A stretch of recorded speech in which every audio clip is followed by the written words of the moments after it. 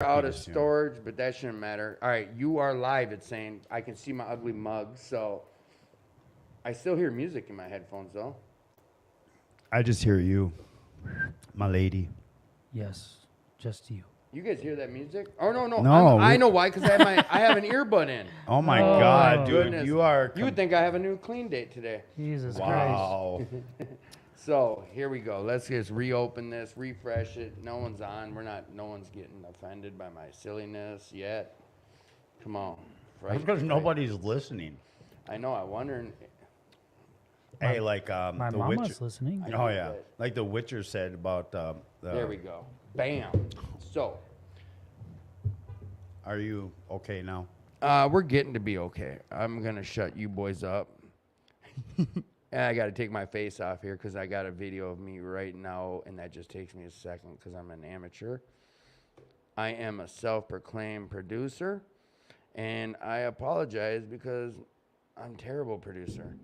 There we go. They're done seeing my face. Is he? Oh, Kenny Arski.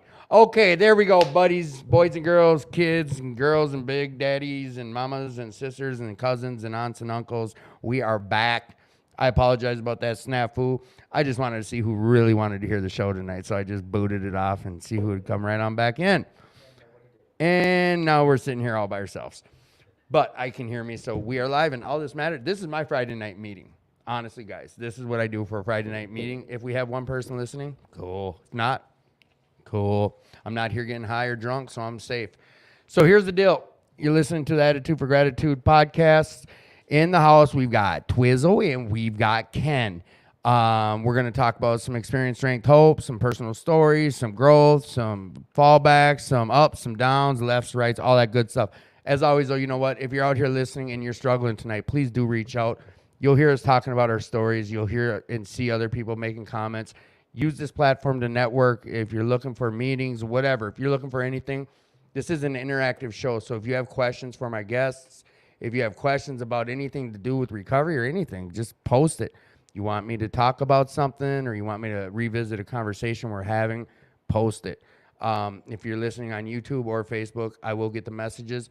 I will also put my personal phone number up here. If you're not comfortable putting your info out there, like your name, asking a question, you can just reach out to me directly. 612-791-9942. You can use that number too if you're struggling or you need someone to talk to. Go ahead and call me. If I don't answer, try to call, leave a message, or find someone else to call. Just keep calling. Fight for yourself. You're worth it. Again, if you are struggling tonight, just please reach out. Please reach out to somebody. Go find a meeting. I'm here at 2218 tonight, and there's meetings until 8 o'clock tonight, but we're in Minnesota. There's tons of meetings around here. 8 o'clock right now. 8 o'clock. Well, there's a 9 o'clock meeting, matter of fact, starting, and I'm going to talk about that. At 2218, we got lots of people coming to this building, lots of new meetings. We've got Al-Anon back in the house. That's on Thursdays. We've got something called mathematics. So CMA is back in the house. I believe that too is on Thursdays. We got a freedom dance coming up. That's July 8th. It starts at 9 p.m. Come join us for our sober freedom dance.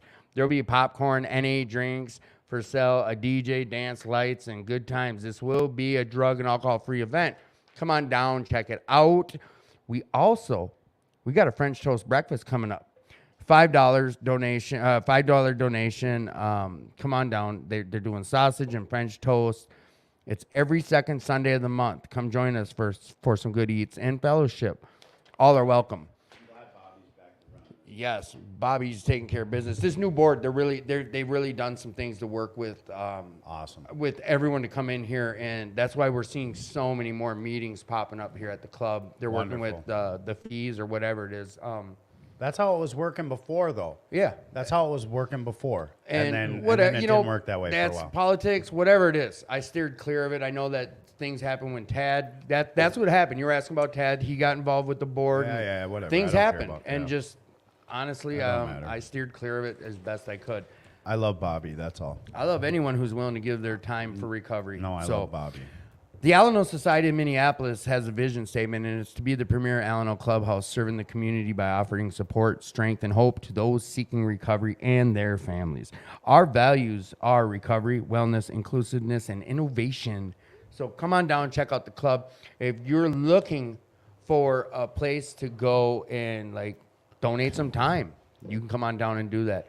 This place is ran by volunteers, and like they are the grease that keeps the wheels spinning here and keeps the doors open. There's really no paid employees here, so if you're looking for a place to come get some recovery, this is it. There's lots of different places around the metro. We talk about a lot of them, like your Will Work for Recoveries, or even a place like Serenity. There's lots of things to do and check out here in Minnesota. There's also a meeting that got started maybe a month and a half ago, and I told them I'd keep advertising for them until they come on the show and they can really explain what it is. But it is called Friends of Dorothy.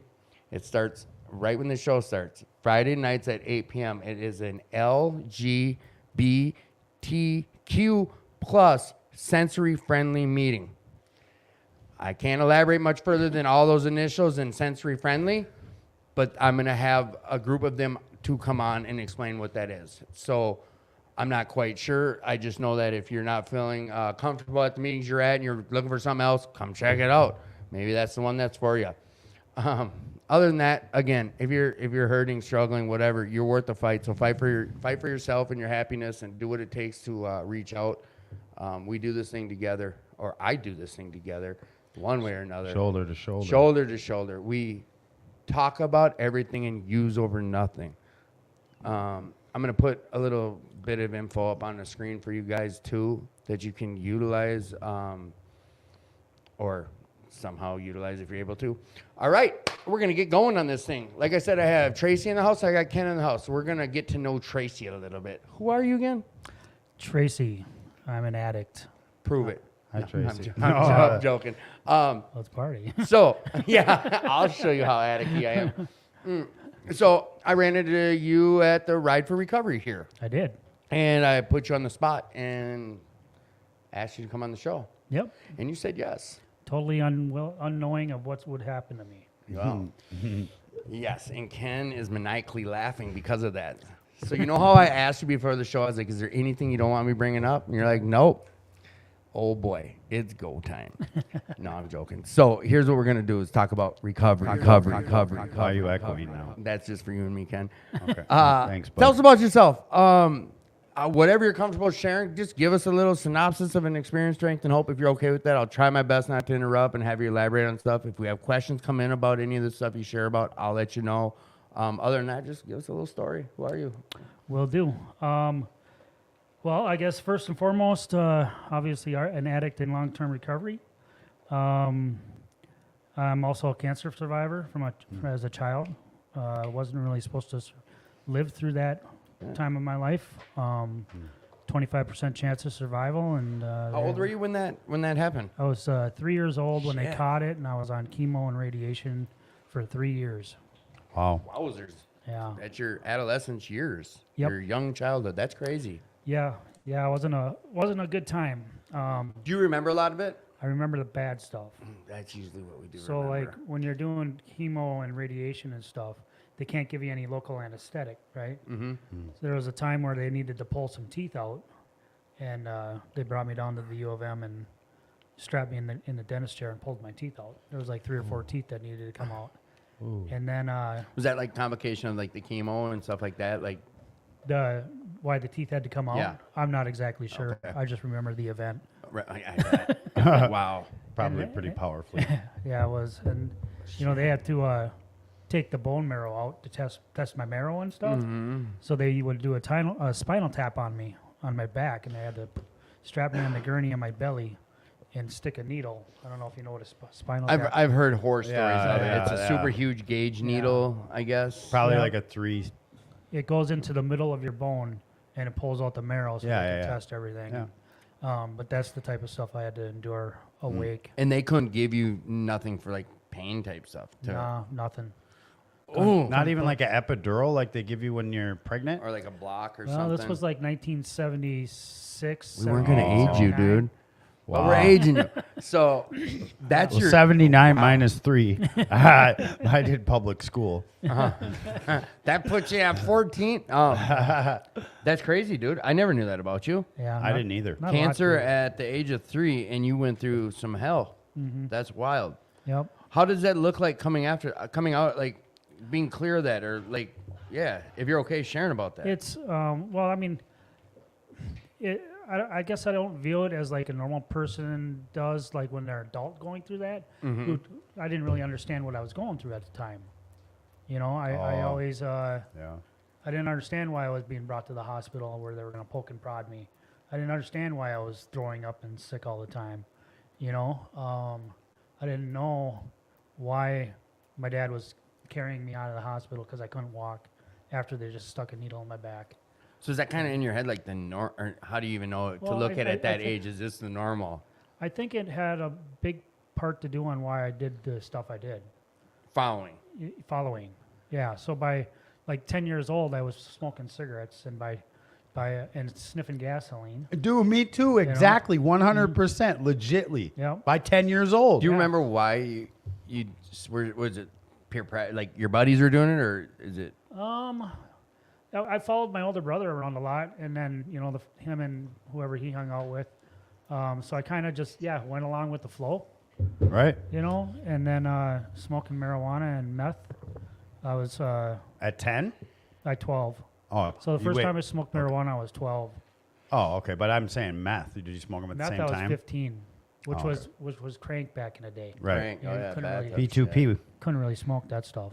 So like we went from 10 years old to by the time you're 15, it was all go. Yeah, so I get cleared from the doctor at 6. 10 years old, I'm smoking cigarettes and starting to sniff gasoline or whatever.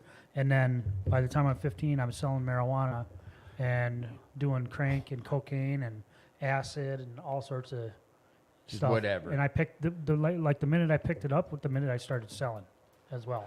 So I don't ever just do drugs. I sell them as well. Okay. And I know, like, if I relapse today, by the end of the night or by tomorrow, I'd probably have a stack to sell. Right. Because that's just, Opportunity. yeah. Right. You make money doing it. Looking back at that, like how you see it now versus like at the time, I'm sure our heads were telling a different story. But looking back at it now, like, do you not blame it? Why do you think you went on that? Do you say just because I was following my older brothers? Is it a deal where you just never felt like you fit in, or like what do you contribute like all that heavy metal use to? I think a lot of it was out of anger because I didn't understand why that was happening to me. And my mom would always, they were always there to bail me out and all this stuff. But I think there was a few times I'm being like, why do you care? Type of thing. Right. And in my head, I'm thinking she doesn't care anyway, because of all the stuff I went through. Kind of blame that, not knowing, but you went through all this trauma and like. Yeah, so I didn't connect the two at the time. Right. Right. I was you- angry. yeah. I didn't understand what all this Right. was about. How I started, I was probably just following the crowd. But when I found that, it was like I found something to just, Get away. Gasoline will have you having a spiritual experience real quick. I'm telling you right now. If you've never huffed gas, don't ever Don't try do it. yeah. That's wild. Tracy, I didn't know this stuff about you, but I guess why would I? We're Did you not know, close Tracy, like that I talked to a psychiatrist and they told me that huffing gas was the only thing that actually physically harmed my brain and it ate my frontal lobe. So it makes a lot of sense. So by 15, like, did you have any consequences between 10 and 15? Like, was there consequences from your use, legal or like, with relationships or whatever? type Nothing deal? legal, but relationships I was not very good at. My relationship, by the time I was 15, I was stealing my parents' car. I was out there doing some stupid shit, and Right. getting caught for doing that. And then they would try to ground me, and I would leave for 4 days. And then I wouldn't call or do nothing, and then I would show up 4 days later, walk in the house like nothing happened, and there's my mom bawling. So you had love. What year and was support. this? Mm-hmm. What year was this? I was 14, Mid-80s. 1985? Yeah. I was 5. Okay. 85, 86, 87, Right. you know? Okay. I started my career then too. Yeah. So you had some loving parents. Yep. So you don't get to chalk it up as a shit childhood in the way that you weren't, raised with the love and the hugs, and because we hear that story of that, in foster care by 4 and bounced around or whatever the case. Speaking of which, my mom says she can't see or hear me. Okay, let me just pull Probably a up something. good Have her refresh. Text her to refresh. I haven't gotten any messages, but let me just check on my end here, and I apologize if. Thank you guys for your. You need to patience. talk to Mark Latuda, man. I'm tired of this. All right, Tracy, just talk to me. Count. Do a little counting. 1, 2, 3, 4, 5, I got 6, you. 7, 8, 9, 10. 1, 2, 3, 4. 1, 2, 3, 4. Yes. Yeah, I got you. 1, 2, 3. I can hear 4. you. Just text your mom and tell her to refresh her page, like close it and open it again, because I'm hearing you okay on the Facebook page. Is there even anybody on there? Yeah, there's a few. Oh, cool. There's a few people. One or two, just one or two Nice. people. I don't know. There's a few. I don't know. Gang. What I've was got- that? Was that a gang sign, Tim? Yeah, there's like 4 different pages, and the weird way this stuff works is like I share it to Sober and Serious, let's say. Right. If people start watching it through Sober and Serious, I won't even get that. Yeah, okay. I get that info eventually. Oh, that it's a makes sense. 24-hour turnaround time. She's getting that.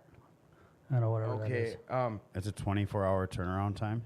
See, this is why it's like an open-ended Should I time send her a- period. Should I send her a fresh? Is she on YouTube? This is YouTube, right?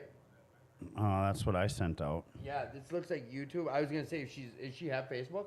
Why? Yeah. Do you have a Facebook? Did you one? send her both those links I sent you? I think I only sent her one. Try to send her both and just have her navigate through both. And let's see here. I'm gonna ask. Somebody said they're on here. Yeah, I got a comment saying we be here. Thanks, Pop. I got my pops on here supporting too. Dad, can you hear just fine on the show? I'm getting some reports people can't hear. If you're able to type a message, just let me know. It's anyone. Let me make sure you can hear. Ken, say hi once. Hello. Tracy, give me a hello. Hello. All right. Anyone who's out there in listening land, please. All right. Thank Oh. you, Jolissa. I Hey. appreciate it. They kept saying, "I'm here. I'm here." They meant I'm at the building. Oh. Ah. All right. Yeah, no. And thank you guys, everyone. I appreciate it. So I think just tell mom to refresh it or try one of the other links. Yeah, I just sent her the Facebook one. And I tell her I'm sorry. It's sometimes Yeah. I know that like I said, I used to have people for this stuff, and now I'm the knucklehead trying to figure it out. So just a quick recap is like Tracy's telling us the story. He went through some major cancer from the age of 3 to 6, and then by the age of 10, he's smoking cigarettes and huffing gas, and by 15, all bets are off basically. And but relationships got burnt down. You're breaking your parents' hearts. Then how does it look from like 15 on? How are things going? From 15 to 21, I just sold drugs, whatever I could do, and that's my focus. And I actually thought for a moment there, like, this is what I wanted to do for the rest of my life, was sell Like drugs. this is my new job's gonna be. Yeah. And I got my first felony at 21. I actually ended up moving into a house with some other drug addicts and stuff, but paid the rent. And it was a fucking 24-hour nonstop place. The And trap house turned into a pretty trap much, house. Yeah. It was a pretty nice looking trap house up in East Bethel on about 100 acres or so. But Shit, East Methel doing it. yeah, East Bethel. wow. They called it the Ponderosa. What? The Your cops, place? the cops called it the Ponderosa. From the smorgasbord of drugs. Pretty much. I remember Ponderosa. I used to eat there as a kid. Yeah, that place it was worked good. amazing. That was a fat boy's heaven. So you're 21. You're at this place, and people are coming and going. Is it speed? It was a meth Yep. spot. Yeah. Yep, pretty much. And I moved in January, like around January 1st. By February 24th, the place had been raided. Nice. So they were And, on you. There was 15 people. They let 3 of them go that were younger, because I was barely, You're just 21. Yeah. still high school people there. So some of them were like 17 and shit.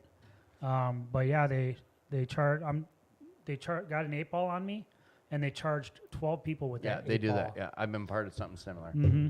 Wow. It's a law in Yeah. Minnesota That's a that talent. it's one. If you're in a circle of people passing one joint, all 7 of you get charged with that one joint. It's a minute. legal. Now we're talking back then. Yeah. So, yes, no, I know that. It happened to me and my brother with some blow and benzos and whatever. It's the way it goes. So they charge all these people with 8-ball that's in your pocket. Even if you fess up and say, no, this is mine, they can hit everyone. So does that Pine count? No, that's what is that? What That county? is Anoka County. I know that is Anoka. That is Yeah. the I best never county cheated. in the world. I never cheated on Anoka County. You never Let's cheated get on that it. You stuck straight right now. and you still still keeping it real with them. Does that make me a floozy? Yep. You cheater. Those are fire, aren't they? No. Oh, okay. I actually didn't like them. So, No bueno. 21 years old, you get hit with your first felony. What happens? Basically, I went to court and pled out. My brother was involved in that too. My younger brother. He's the only one that fought it and got out of it. What? And you got a probation or same or similar type of deal? Probation for 15 years and a year and a day hanging over my head. What? Wow. This was like 1994. In Minnesota still, though? 94 though. It sounds like Wisconsin. So then what? I mean, what's the thought process? Are you even anywhere near the thought process of like I got to stop this? Are you even near that, or is that even a? How is it? Is mom hearing it yet? She says something about creating an account or something. Yeah, she tried. Are the you Facebook recording one. this? Yeah, she can go. Yeah. Yeah, let her know. Like she can go back and you can go. There's libraries on both Facebook and YouTube. And she found the YouTube. I would suggest she tries the YouTube again because sometimes if YouTube's like a 5-minute delay, so she tried to get on from the beginning. Make sure like it should say A4G at the top and have your name and Ken's. But yeah, that sucks when someone wants to hear and they can't. I hate that. It's not right. I want them to be able to hear it. So the question is that were you anywhere near like what's the thought process? You still like I'm gonna do this as an adult or you know what I'm asking? I had no interest in stopping. Okay. Consequences didn't mean shit for stopping yet. Yeah, no interest in me. I like that about you. I was I was on probation for 3 years, and of that 3 years, I think they sent me back to treatment 6 times. Oh, so this is where the treatment stints start. Yep, and I would go and I'd leave and all sorts of shit. So I would complete because I had to for the courts, but then I would test positive again and whatever, That and then, vicious circle of that. Yeah. And I say vicious because when you don't want to do it, it might as well be some type of jail setting. You don't want to do it. Yeah. You don't want to be there. It's cutting into your using time. It is. And I'm leaving treatment, going to the bar and using and shit with people from treatment. I mean that's basically what you're doing because it was all outpatient, 30-day outpatient at River Place. Here we go. River Place. Yeah, good times. So I spent 3 years doing that, and then finally I found out that I had about 6 months left to do of time over all the going back to jail and then go back to treatment and whatever. They give me 30 days in jail. And So all that accumulated, you're like, let's just execute. yeah, so they gave me a year and a day, so you have to do prison on that. Yep. So I thought, I don't know why I thought this, but I thought, well, maybe they'll just give me jail time and I'll sit 6 months in jail, but that wasn't the case. They sent me out to Lionel Prison for 6 months. Yeah, And then I did because of the year and the triad. day. And then I did triad. Okay. At when? At what age? That was 1998. I was 20. Oh, okay. I turned 25. Okay. So that turned your Okay. 6 months into 3? Is it half or what did they? Doesn't that knock It your? was no. I did a full 6 months in there. I went in June 1st, and 5 months. I got out November 13th of 1998. Okay. So I got out 5.5 months in. So was this the first time in your since 10 years old, the longest you had been clean while you were in there? Yeah. First time of clarity? Mm-hmm. Take us through that. Like Well, that process. Now, I don't need to know how every day in jail was, but No, was there a type of an experience that happened while in jail?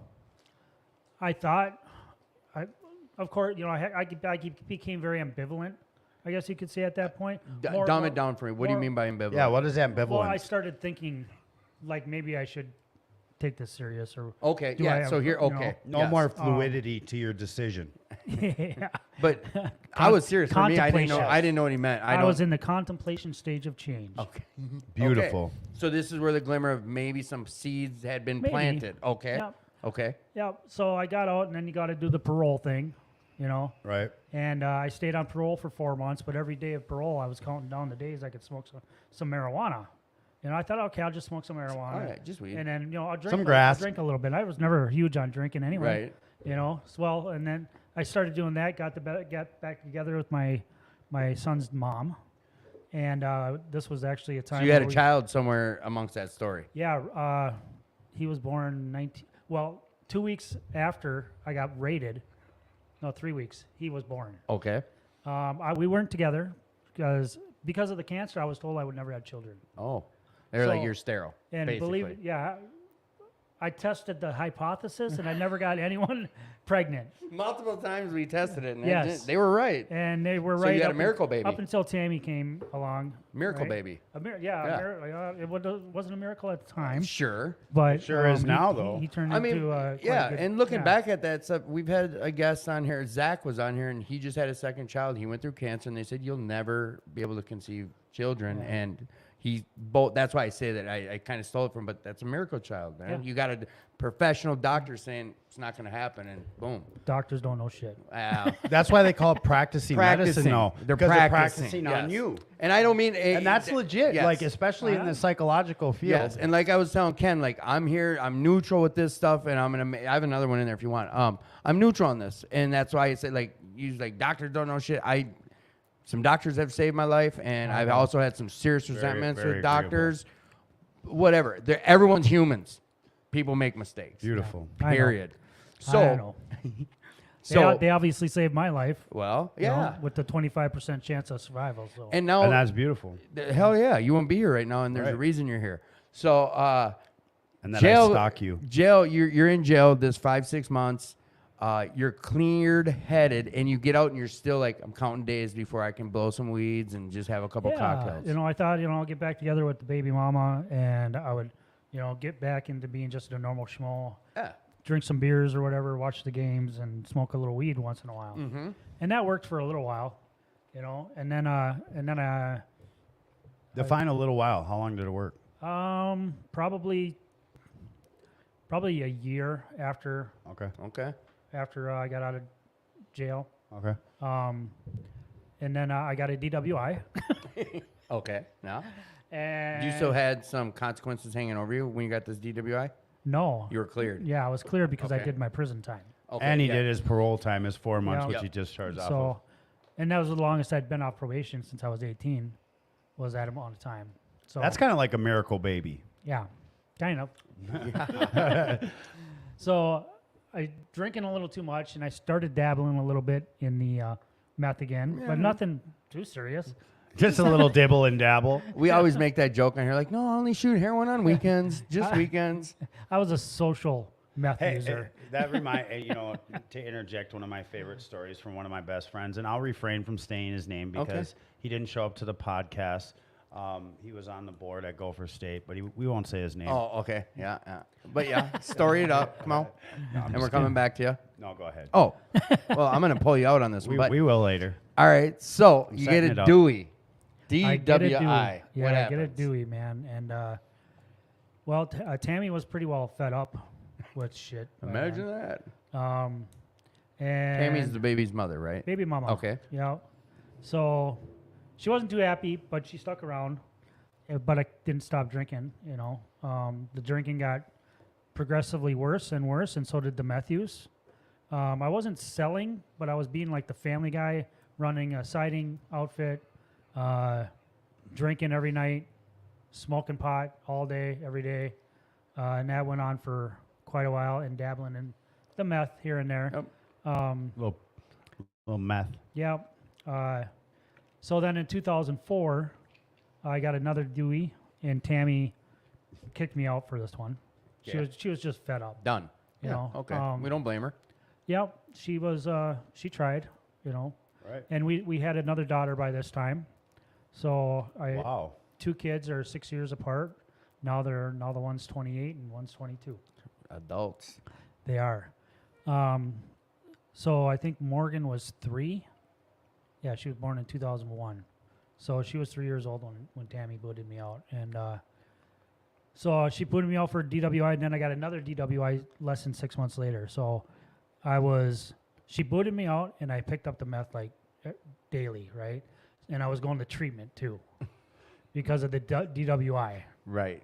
So I quit drinking.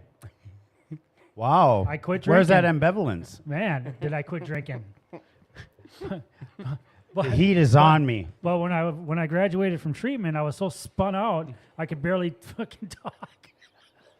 You know what's the craziest thing ever is like other than certain like little pockets, you're literally telling my story. Like the age that I got out of prison, when I started huffing gas, like the whole thing. I started using 10 months after I got out of prison. Yeah. Wow. That's crazy. So we get our third Dewey. We get out of treatment. And what now is a Dewey? DWI. It sounded out. Yes. That would be DUI, which would be driving under the influence, which is different. Well, yeah, there ain't much of a difference. They use a lot of DUIs now these days. I hate that. So yeah, so I get out of treatment, and I go through court. I get a lawyer for my second one because I used a public defender for the first one. My paid attorney actually got everything that was expected of me wiped away for the first one, because I hadn't really done anything for it yet besides the treatment. And he got me a better deal on my second one than I got on my first one. So, you Goes know, to show you, put your money away for a lawyer. yeah, you know. So I got a small fine, got some probation, which through the course of my meth use and stuff, I never went to any probation meetings or anything like that. And probation just kind of disappeared. They never got a hold of me back. That's the best way to do it. I think part of it was because I fell off so hard that I was dealing and started running hard Yeah. after this, that maybe the I think task it's force- hard for us though, because like our perspective is so much changed with social media and cell phones and stuff. Like you know, the time period that this was before cell phones. Right. You know what I mean? Yeah. Like the And, caller know, ID just yeah. came out. You know, back in like 90. And another thing AOL. too is you go through a time. All right, so after that third Dewey, you're still on whatever the admit, probation, Yeah, whatever. yeah, But basically what it was. as long as you didn't have interactions with cops, time is going by. It's just Yeah. wasting time, but it goes by enough where if you have no interaction with the cops, they step you down and then it just stops. But we don't, as addicts, we're not sitting there beating their door down to find out if we're still on probation usually. Yeah. So before you know it, you're off. What's the next thing that occurs? Like, where are we at after that? Like, are we So- anywhere near thinking, shit, No. I'm all right, come on. So I'm scared, right? Because I don't know what's going on with my life, and my baby mama just left me, which I was pretty distraught, you know, pretty depressed, because I was like family, man. I would come home from work every night. My kids would come, Daddy, Yeah. you know, that type of stuff. Well, the next day, one day I get a DWI, and the next day I'm moving all my stuff out, and I'm no longer the daily dad, and I don't have a job because I was running for Ace Solid Waste as a truck driver. So they fired me because of that DWI. And so I turned right back to drugs and went into siding again, and, you know, started working, but the drugs took over. Yeah. And I was pretty much just dealing meth the entire time, every day, all day. And in 2005, I got I got another charge. Got set up at McDonald's in St. Francis. So That's where it all goes down in St. Francis. Yeah. So Yeah. I pull in there, and the SWAT team surrounds my car, drags me out of there, finds all my goodies and whatever. They got me on, what did they get me? 2 second degrees. They got me on controlled substance, and then they gave me an option. Oh, give us 3, you'll fly free, type of thing. Yep. So I was like, sure, I'll do that. So they locked me up in jail and they let me out, right? And I never call them. This sounds like a pattern here. So I just keep running, right, and doing whatever. And then finally they ended up charging me out. They raided my mom's house. I was living with my mom. And they raided my parents' house nicely. Okay. But not your They traditional did. raid. They didn't tear it up. No, they came and knocked on the door when nobody else was home, just my old grandpa, who was downstairs living in the basement. He's like 80. You know, knock on the door. Hey, we got a search warrant here for Tracy's area. They didn't say Twizzle? No, I wasn't. You weren't Twiz that yet. was- this Weren't was the before Twiz yet? Twizzle. This was before Twizzle. Okay. So they raided the house with Gramps there. Yeah, so they checked the entire house, but they destroyed my area. I had 2 bedrooms, Okay. right? And they completely fucking demolished it. So they didn't find nothing. Was there something they didn't find? They didn't find nothing this time. Okay. So, But there was something they didn't find. well, it was on me. Okay. All right. It's none of our. Whatever. Okay. Yeah. I wasn't expecting this. Because my head instantly, I'm like, well, yeah. Why would you hide in your area? We put in Gramps' bedroom. I was a piece of shit. That's what I did. Like, I'm gonna hide under Gramps' pillow. You'll never find it. Whatever. Blah blah blah. So, you're out running, and they're raiding Mom's house. Yep. And then I come home that night. Actually, come in, my room's destroyed. They didn't want them to tell me that they had a warrant. They just wanted my parents and my grandpa to tell them that they came in and fucking did whatever, you know. So you would reach out to him or something. Yeah. Probably. Yeah. So that was in October, I believe, of 2006. So almost yeah, a year from the time I got busted. A year and a day. Yeah, pretty much. So that happened, and then my senses got even more alert. Like I was scared. Right. I was- Paranoid. I was scared to leave the house. I was scared to come home. You know. So what do you do when that happens? Well, you're really fast on your feet. Okay. You run. You run the length of the driveway. Well, these aren't just normal cops. We're dealing with these guys that do different type shit. Yeah. Yeah. Yeah, they're not. I know. You know, I mean, the cops are all around my house anyway. Mm-hmm. Anoka County's finest are always around my house, and they know who I am. They found a stolen truck in my driveway. They couldn't pin on me. You know, so they there- also there was didn't a lot like of you. There was, you know, I'd been pulled over numerous times throughout all this. It just a lot of stuff happens, you know, in the game, right? And this is just the pinnacle of it. So, in 2007 March, I get pulled over by Anoka County's finest. Again? And they get me on a 1st degree and a 2nd degree. They found almost a full ounce on me, which is And when was this? In 2000. 2007 in March. Okay. You're lucky that's you're a not in huge- the new days. You'd have got another I was- DUI for Well, that. and that's a big Yeah. deal. You would have got another DUI, and you'd have to have a breathalyzer for meth. I'm not Yeah. saying that it's not a big deal now, but in 07, like that was That that's was a lot. Big deal. These An days, that's ounce, probably yeah. really not that much. No, it's not. That's what I mean. Like in 07, almost an ounce is a big deal for them. Yeah. Yeah. So yeah. And they were hardcore on it. So they got that out of me. They brought me to jail. Hey, well, you give us 3, you can fly free. Yeah. That was really a thing? I thought that was Yeah. just a statement. They did ask me twice, and Remind I me did. to talk to you after about that. I Yeah. told- Well, I'm from Wisconsin, the land of truth and sentencing, so. They let me out, right? Wow. Did these dumbasses not talk to the? I don't know. Yeah, I didn't must- mean to say dumbasses. different investigators or something. Okay. But yeah, And then you never called them. so I never had to bail out. You know, They just let you out. They gave me my phone back, which was probably Well, you need that to help set up people. But yeah. okay, whatever. Yeah. probably put a tracer on it too. Uh-huh. So I get out then, and then I'm like, just totally a mess. I really don't know. I'm depressed. I'm, you know, just a fucking mess. Right. Yeah. You know, kind of like what I was when I got raided back in 2000 or 1994. You know, I Well, was. this is like the world's got to become. You got to be. Yeah, not. I mean, I don't have a job. I don't. You know, I'm, you know, over 30 years old now, living in my parents' basement, getting their house raided. You know, all sorts of stuff, and there's all sorts of stuff that comes along with it. That night that they found that truck stolen in my driveway, man, it was just a fucking shit show of a night. You know, In My- your And parents' this was your driveway. parents' in house? my parents' driveway. My grandpa's out there. My grandpa had a tracheotomy. He got. Oh, wow. He's got to hold What the, are you the he's got to do the thing on the throat, you know, Definitely. to talk. And he's freaking out on me. Just all sorts of stuff like Right. that. The worst of the Like, worst. is like my happening. celly used to say, it's all bad. Yeah. It's all bad. So that happened in March, and in May, my dad. So I'd set up an appointment to go to Waverly, Okay. New Beginnings. Nice. Why'd you and do this? Because I didn't know. I knew I had to go to treatment. Was this a point in time where you're thinking, I really need to change, or was this still, I got to do something about this legal shit? You hear what I'm trying to I knew I ask. had to stop. Okay. I knew I had to stop at this point. Okay. So you're no longer ambivalent in No, the I- contemplative stage. I didn't know how to. Right. No, Yeah, that's I know my that. I know that Yeah, feeling. that's my Because- story. Yeah, is I didn't know how yeah. to. So, Especially when you're selling, it's like people are calling you every day, and yep. they How want- do they you want- stop? Yeah, how do you stop? And what do I do with my time? This is all I do.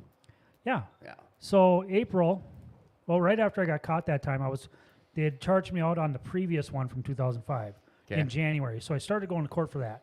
Now I caught this one, right? It was floating around in the air? It was floating around in the air, and it wasn't in the air anymore. It had landed. So I was going to court for that, get caught up in another first degree. So I'm looking at 2 first degrees, or 3 second degrees and a first degree controlled substance charge in 2 different incidents. So about April, I started calling, and they're like, yeah, we got a bed open in 2 weeks, right? At Waverly. Waverly. Okay. I was like, okay, cool. Well, I'll set that up. Let's From do my that. understanding, that's a great place. Too. Yeah. Okay, but Yep. keep going. Loved it.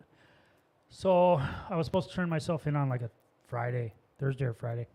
And I called them. I was like, I don't think I'm going to make it. I need the weekend to prepare. They were pretty patient with me, though. Yeah. So I did that like 2-3 times. Have you ever had that happen to you What, as where a people say, clinician? hey, As a clinician? I can't come in today? Yeah. Yeah, it happens all the time. With always the best excuses ever. Yes. Yeah. So Yeah, they, oh, my The dog- more the fantastic story, the more it's bullshit. Yeah, my 100%. dog ran away. I got to make sure Yeah. I'm here. All My right. grandma died 3 times. Yeah, that whole song and dance. So you are at this point now. What are you doing between that last encounter and then you make this choice of Waverly, but you stringing them along? Are you still running and gunning? No. Yep, Okay. still selling, still And paranoid. and paranoid. Yeah, I'm a mess. So finally, my dad comes down about early May, and I just canceled again with Waverly and put a 2-week thing out. A And 2-week thing, like a what? Another A 2-week scheduled time. restraining Yeah. order. Yeah. Another He said I se- put a 2-week Keep thing scheduling out. it out. Yeah. Oh, yeah. okay. Another 2-week time to come turn myself in. And Dude, my it's dad treatment, not jail. And turn yourself in. so that's what it felt like. Right. Yeah, No, no, that's- I- a lot. You've heard enough people tell their story. I turned myself into. Don't you think I ever been there before? Yeah, I've you been- know. I've been to treatment before, Yeah. bro. We know. So on my my, first my, day. my dad comes downstairs, and he didn't tell my mom he was doing this because my mom's the best caretaker in the world. You know, can't do that to her baby boy. Well, and you know what? I'm no different, and I hate even saying this, but my mom was the biggest enabler in my life, oh yeah. and it was out of love and it wasn't to a detriment, knowing on her end. She didn't know Yeah. what she was doing. No, She's she just loving loved her child. son. Yes, Yeah. and that's what I'm hearing, right? And I knew that. She would never allow my dad to put the hammer down. Mm-hmm. Yes. Okay. So he did it without her Mm-hmm. knowledge. He came downstairs. He's like, I don't know what the fuck you're gonna do, but I want you out of the house in 2 weeks. I was like, I haven't told your mom. I'm gonna go up and tell her right now that I just kicked you out. Nice. Just so happened I had a bed waiting. In 2 Waverly, weeks. 2 weeks. Beautiful. So that 2 weeks, man, I thought, okay, 2 weeks. Yeah. You know, I can. Let it all hang out. So I ripping and running, even up until the last night before I had to go and turn myself in. I was Gosh. laying flat down in a car, and somebody was driving. There was a cop behind us, and I had all the stolen equipment that I'd purchased or got in drug trades that I was trying to get rid of For more drugs. before I left for Waverly the Okay. next day.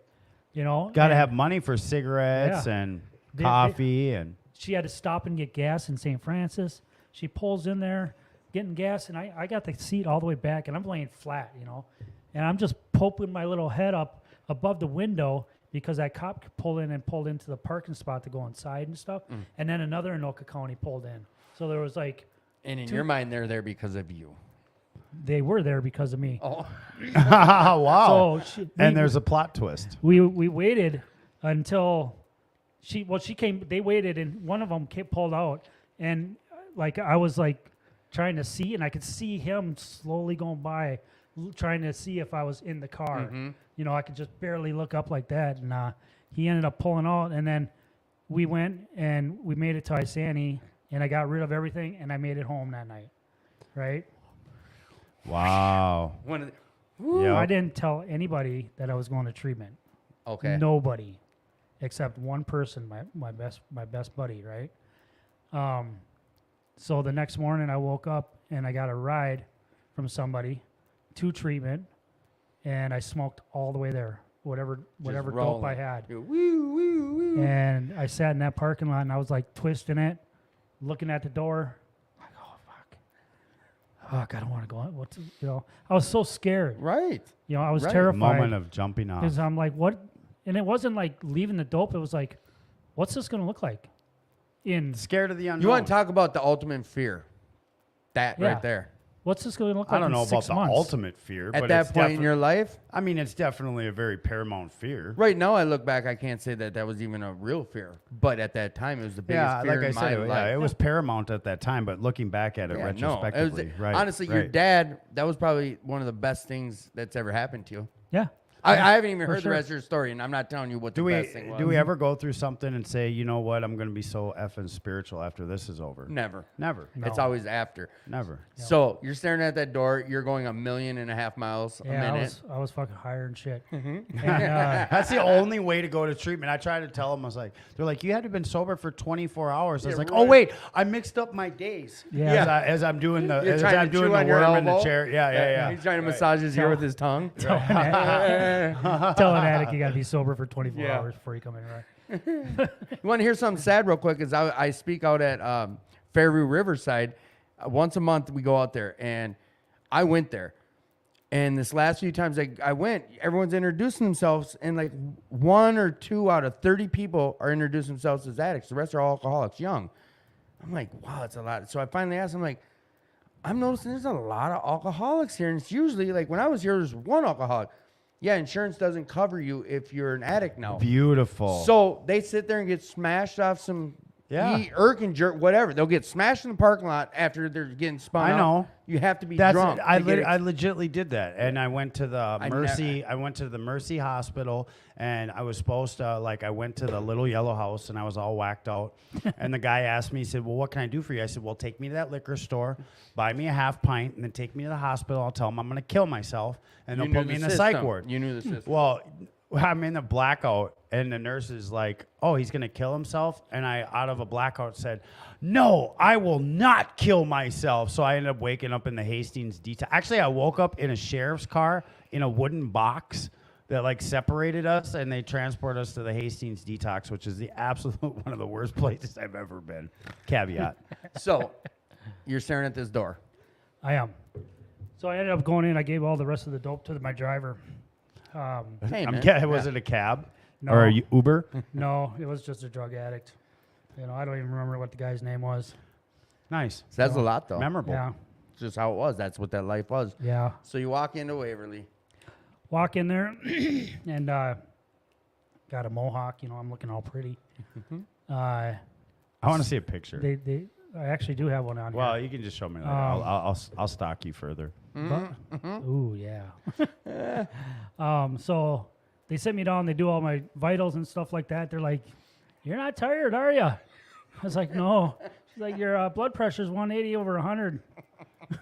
So I tried to go eat something, and right. my bed happened to be right across the hall from the nurse's desk. So instead of putting me in the Shake Shack, they just gave me my bed.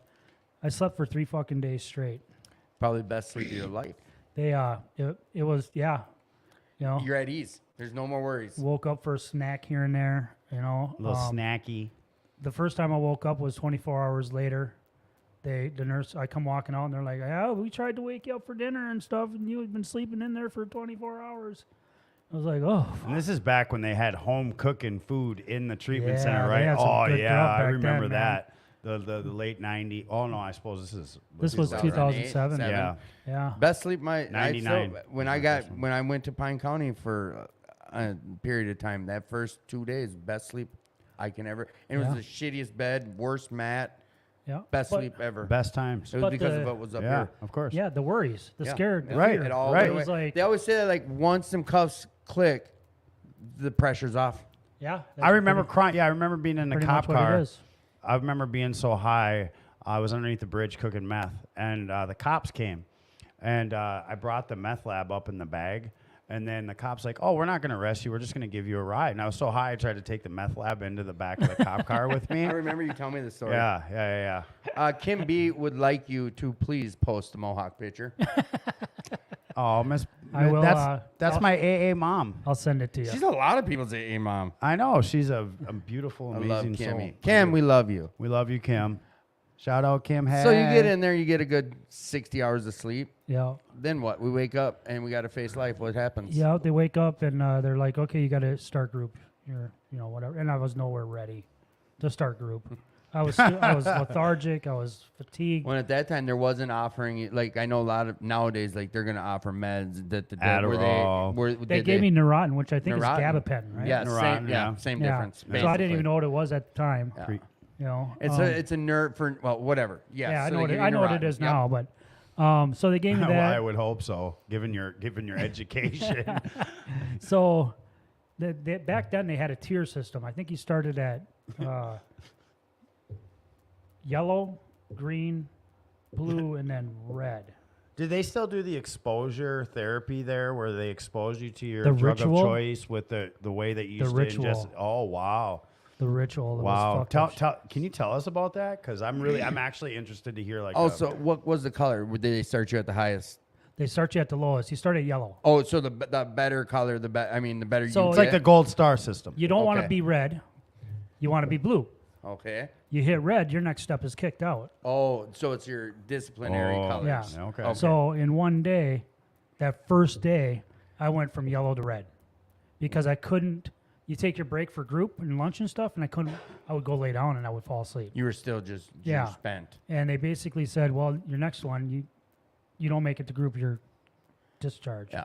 Okay, I get So it. I got my poop in a group and I, just fucking muscle. Because you're through like, it. I well, have this is nothing back right too when it was very punitive. Yeah. Very, Yeah. very, Well, I've heard treatment stories was of very, RS very I've heard, punitive. like, with R.S. Eden, I've heard how that's changed. Like when Paul talks about when he went there, just not the mistreatment, but the more. Well, God, no, how it's, do you- like it's different because behavioral modification for a long time has been a thing. Yeah. And they've been there for a long time, and they're trying to transition into Yes. a different way of As thinking, as with the treatment community and those that are involved in it in the psychiatric community. trying to assimilate to Yeah. the new times. Yeah. However, well, it's worded. I wouldn't even say Evolve. I would Okay, say evolve. right? Like this club's trying to do 2218's trying to evolve. It's not trying; it's doing. It's doing. Because evolution, you can't try it; it automatically happens. Like Mm-hmm. there's no trying it. Like you either do or you don't. So red card Randy, what happens? Red card, Randy. What happens? So I got it together, and I actually turned into, I guess, your model peer. Oh, You you were the superstar. But Well- then again, like I'm gonna say something before you even go further. Jail was your first time where you had some clarity, but you also were nowhere near wanting or ready. No. You got out thinking, all right, I can't wait to da. You're in here. This is the truest first time of your life. Yeah. You got clean, and you're like, all right, I want this. Yeah. Correct? Yeah. All right. So yep. And Keep this going. is the moment where I had my spiritual awakening. Please talk about that if you're okay. I want to yeah. hear about it. It's So- usually one of our questions. I'd never like, I guess I was raised Lutheran. Mm-hmm. I guess but it was never forced into church or nothing. Okay. I was usually the friend that was pulling the buddies out from, the church on Wednesday nights out the back door, and we To smoke some because grass. it was like Yeah. a mile from my house, and we would go to my house, and while they're supposed to be in confirmation or whatever they call Smoking it. grass. Yeah. So that's what I was, but so I knew God. You were the bad influence. I knew there was a God. I just didn't really know. Wasn't too sure about it. Sorry, guys. We're jumping the gun. It's usually, do you have a higher power? If so, how's that look in your recovery? But Yeah. we can even revisit that. But I think where you're going, I want, with your spiritual experience and how you're gearing it up, keep going with that. And the Lutheran thing, I have a quick question about it. Is growing up, were you exposed to having to go to church ever? No. Okay. No. So then, yes, keep on going. Sorry. Yeah. So we I started reading the Bible. Okay. For the first time. Actually, what had happened. At Waverly? Yeah. Okay. So what is that? The Purpose-Driven Life. Oh yeah. You ever heard of that? Tim Warren or Warren something. Tim. Yeah. Warren. I'm Tim Warren. Oh yeah. Oh. Sorry, Tim. Oh yeah. Hey. look Hey, at I that. forgot who you Oh, were. you I wrote haven't that seen book? you in so long. You shut your mouth when It's you're been a talking to year. me. It's been a year this It week. went from 9 months to a year. No, it's actually because it's a year since I bought my house. And that's when I was there. Yeah. Okay, purpose-driven life. Purpose-Driven You've Life. never heard of the Rick Purpose-Driven Warren. Life? Rick Warren. Rick Warren. Okay, Rick Warren. I was close. So here's what happened. I was going through my mess in 2005, 7. So about, I guess I want to say sometime in 2006, I got this book sent to me in the mail. No return address. To this day, I don't know who sent that book. while at Waverly. No, while I was running and Oh, doing really? before I went to Waverly. So I open it up, and it's this book, The Purpose-Driven Life, and there's a note in there that says, Tracy, I hope you find what you're looking for in life. No signature. I don't know who sent it. Purpose-driven life. I cannot. I'm just dumbfounded that you've never heard of that. So the book is, God does things in 40 days, right? The book is a 40-day commitment. You can only read one chapter a day, and blah, all that. That's kind of what you got to do, right? So I read that, and I put it on the shelf, and I was like, okay. At least you read it, because I didn't even read it. Well, I read when I got it, Yeah. I read what you had to do. But I yeah. never read it. Oh, yeah. So I put it on the shelf, and it sat there. And when I went to Waverly, I had taken all of my stuff out of my parents' house, and I put it in a storage shed. Okay. And the last thing left out was that book. And I grabbed it, and I threw it in my bag. To go to Waverly. To go to Waverly. Okay. So I get to Waverly, and after I get stabilized for the most part, I started reading that book. And then on the 16th day, I signed a thing in there as Jesus Christ, my Lord and Savior, right? Okay. And I tried doing the heavy God thing for a while. But the spiritual awakening came one morning out in the smoking area. I was out there. I don't know what day it was. I hadn't signed the book yet, but I was reading the book, and the sun was coming up. It was early morning, and I just got this like weird feeling like everything's gonna be okay. Weight lifted way off all your shoulders. Yeah, and it was like, because I'm looking at some serious prison time. I haven't been charged out on the first and second degree yet. They're still trying to figure out where the fuck I'm at. Right. Nobody knew where I went. Right. Right. But this feeling just kind of like, I just knew. It just came. The sun, like twinkled in my eye. It was just one of those moments, man. And I was like, sweet, And from that point on, I started acting as if As if you believed? as if I believed what was just given to me, Yeah. was told to me, Right. by, spiritual awakening. Right. So when I was kind of I wasn't trying to be a star in treatment, but just turned out like, You just started coming into who you became. yes, I was serious. I let people know, new coming in, like, if you're on some bullshit, don't be around me. Right. That type. When I went to the halfway house, I made that be known. Don't come around me. I don't want. When I worked with you, you made that known. So that seems to be a pattern too. That's awesome. That's a good pattern. That's right? that's an amazing That was a pattern. good pattern. So I'm going to kind of dissect it a little more than we probably need to, but the spiritual experience or awakening, whatever, it kind of sounds like both. At this moment, this is where this all changed, Yeah. right? Where you're like, this is it. Did you see your future as, all right, it's going to be better and brighter now? I knew I was going to be okay. Regardless, I didn't legal, know- no He matter He didn't look what. up at the sun and know it was going to be better and brighter. But Yeah, I just had a feeling that everything was going to turn out okay. That's the best I can explain it. no, that's I good. can't really, because I still had a relapse. Oh, good. I had a hard relapse. Not good, but good. All right, Yeah. good. All right, come on.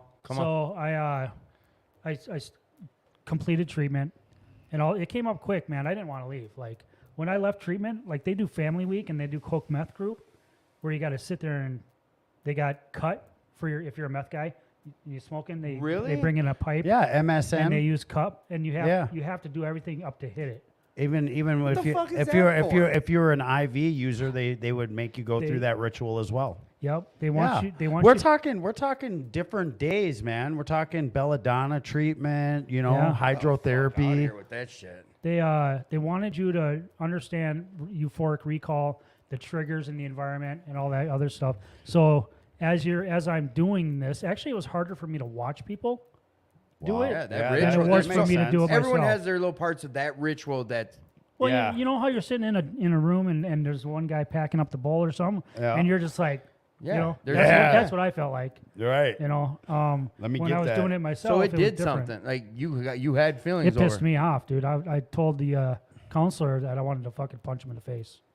the I didn't. counselor or the person rolling packing. The counselor, I was the one packing. Okay. So we had to each do our own ritual.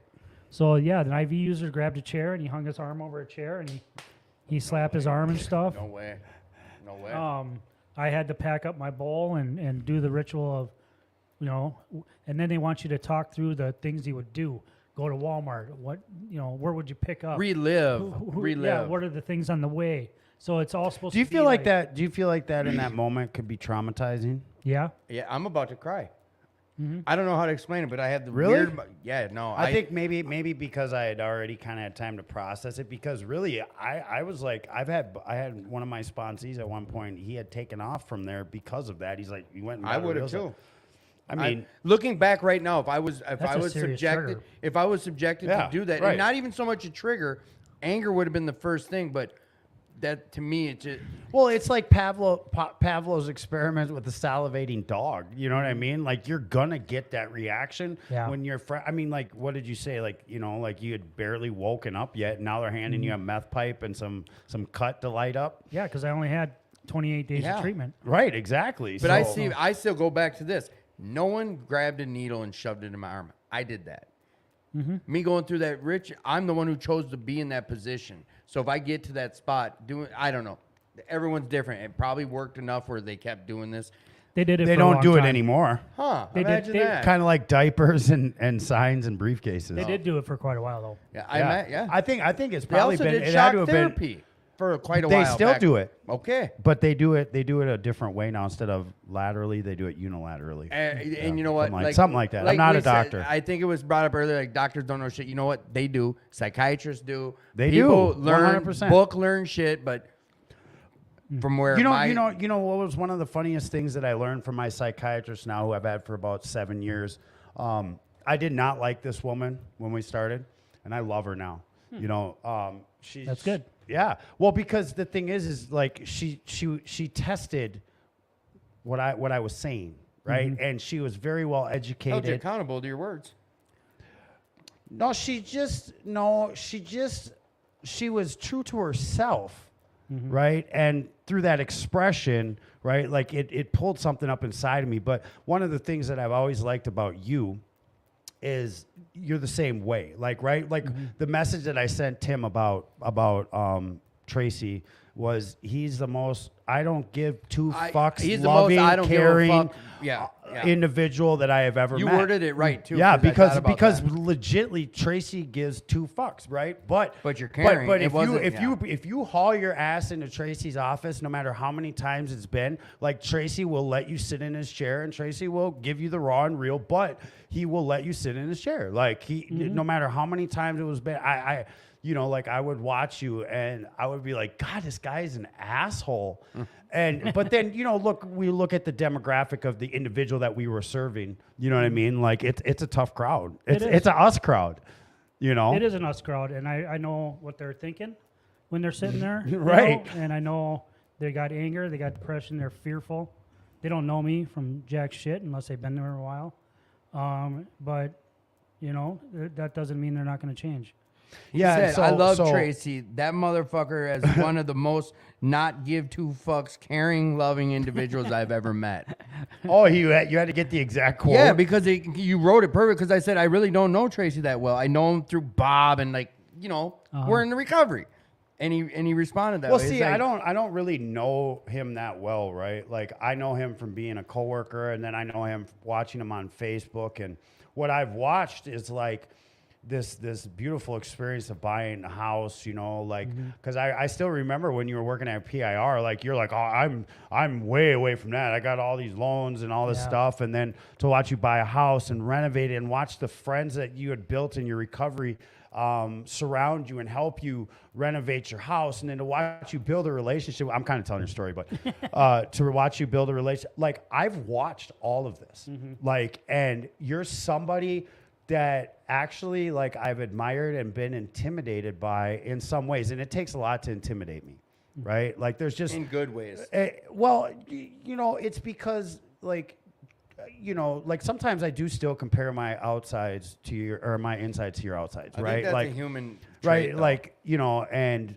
you're a powerful individual. You're very small. Dynamite comes in small packages, right?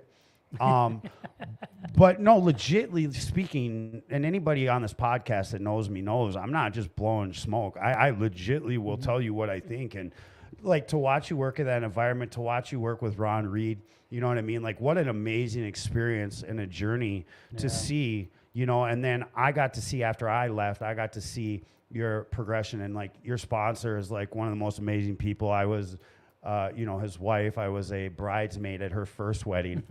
Funny how that didn't work out. You know what I mean? Yeah. Yeah. So, you know, and so it's been really awesome to watch that piece of your recovery and your life grow, you know? Yeah. All right, as the host, so you're watching these people pack fake bulls, and now it's your turn. And what is this like? And to keep us going on your story. Well, it was Good words. I mean, Yeah. I didn't leave treatment because of it, but I was fucking pissed. You know, I got traumatizing is what you said. And Well, right. I mean, like legitly traumatizing. Yeah. Like, and I've seen it in treatment centers today, not realizing like we talk about client-centered care, and then we're always riding them. We're always on their neck, right? And like I had, you know, I needed that at one point in my life, but I had somebody on my neck majority of my life, Right. And it's usually myself as the number one person on my own neck. But then when you put that on there too, it's like you know, like when you got to pack the bowl, right? Like you got to tell me I got to make my bed in the morning. Yeah. You know what I mean? Like how dare you? You know. So I made it through that, and I just continued with treatment. I think this started with, because I'm no different. As I started, as maybe in the last 5 days, I started getting so scared to leave. Mm-hmm. I was terrified to leave. That's where this started, this conversation about going into that. So you're gearing up to go. You got family week. You got, what'd you call it, coke and meth? Coke and meth group. Okay. Coke and meth group? Wow. That's what the group was called that you did the ritual in. Oh, really? Yeah. Oh, okay. Coke meth. And is this right before you get out, type near the ending? I think that was the second week. That's the graduation. They do it in a series, right? So the first week was get your shit together. Right. The second week was Coke meth group. And then the third week is family week. And then the following week after that, you're... And your mom came into family week, right? Oh, my mom and dad both came to family week. It was sad. I was one of the oldest guys in treatment, and I was one of the only out of three people out of like 70 family showed up, and I was one of them. Wow. It's just what it was. So then, beautiful. Family week happens. Then what? It was a fucking ball of tears, man. That week, like, man. So I'd been charged out on that first and second degree. Good job. In Waverly, and my parents didn't know about that or didn't know about any of it really. Yeah, so you know that you got to write a letter to each parent, and they do the same, and then you read it. And when it was our turn, it was just a freaking mess, man. And you know, I put all that stuff in there. And you did like a fifth step with mom and dad almost. Pretty much. You know, told them, you know, my apologies, my reasons and whatever. I'm not sure if I still got the letter or not. And that's when, I mean, speaking from my side of the street, like around week 3 was when the rawest emotions were there. Yeah. They were just, everything was so shaky, ready to just lose it. Yep. Because it's the first time we're feeling our real emotions too in a long time. Yeah, and I didn't know what the hell that was. It's not just that. It's like that coupled with the fact that I don't know how to live, right? And you know, it seems to be something kind of across the board that I've noticed. Whether you come from a good, quote unquote, good parental system, or you come from, you know, one that is, exactly. Mm-hmm. Like, you know, it seems to be, you know, one of those things that's kind of across the board, you know? Yeah. So, that was interesting, you know, because I'd never actually taken anything serious, and it felt good coming out of there. And then I went to a halfway house in Mankato, the House of Hope. House of Hope. I stayed sober for a little while, but realistically, I was like using like on 4 my months. Visits. Yeah, about 4 months. That's crazy because I stayed sober for 4 months. 4 months? That's so crazy. What would you, if I said, well, what was the reason for it? Was it just not a set of tools yet, or what was? I wasn't letting go of old friends. So I would come home on weekends for whatever, you know, and then I would use a little bit, and then I'd go back and I'd give them fake pee. Did you feel guilty when you were using at that time? Yeah, you did. Yeah, I was feeling. You know, once you go through that type of treatment, and you'll never use the same again. Well, what they say, AA wrecks your drinking. And boy. But I think that's what it is too. Is you had a taste of some real. And on top of it, so besides the 2 felony or the 4 felonies that I was facing, when I went into Waverly, I was facing 25 open criminal cases in Anoka County. Now, actually, now that you say you didn't cheat, I will give you a solid thumbs up on that. I will give you're in blue. Because that's a lot of cases In one county. in one county. Fucking So- spread your wings, bro. No. Right, dude. I like to get around. So I went to one court hearing while I was at Waverly. The rest of them were when I left Waverly. So between June of 2007 and December of 2007, I was in court 20-something times. So in August, I went like 4 times. July, I went 4 times.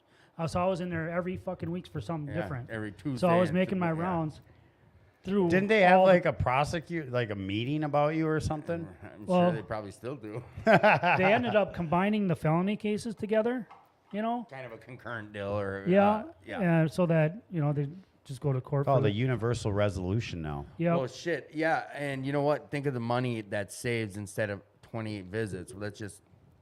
But okay. Yeah. So by the end of that, so I was doing really well. And I was looking really good. Okay. Cut the mohawk. Nice. You know. We'll get him to put that on, Kim. I promise. And then the prosecutor actually ended up turning into like a second attorney for me by the time I was done. Oh, really? So I was getting my stay of adjudication and all that good stuff, and I was in front of Judge Royth of Anoka County. And anyone who knows Anoka County would know Judge Royth, Judge Sokolowski, was it? But Judge Royth, his daughter was killed by a drunk driver. Mm-hmm. And anytime he sat in his courtroom, anybody with drugs or alcohol, they were going to jail. Yeah, there was no. We had jokes in there when I. Yeah, you're right.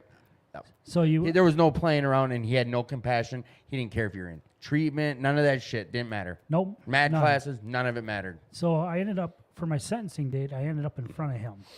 Yeah, my lawyer fought her ass off to make sure we didn't get that judge. My prosecutor got me out of that courtroom and across the hall to Judge Sullivan that day.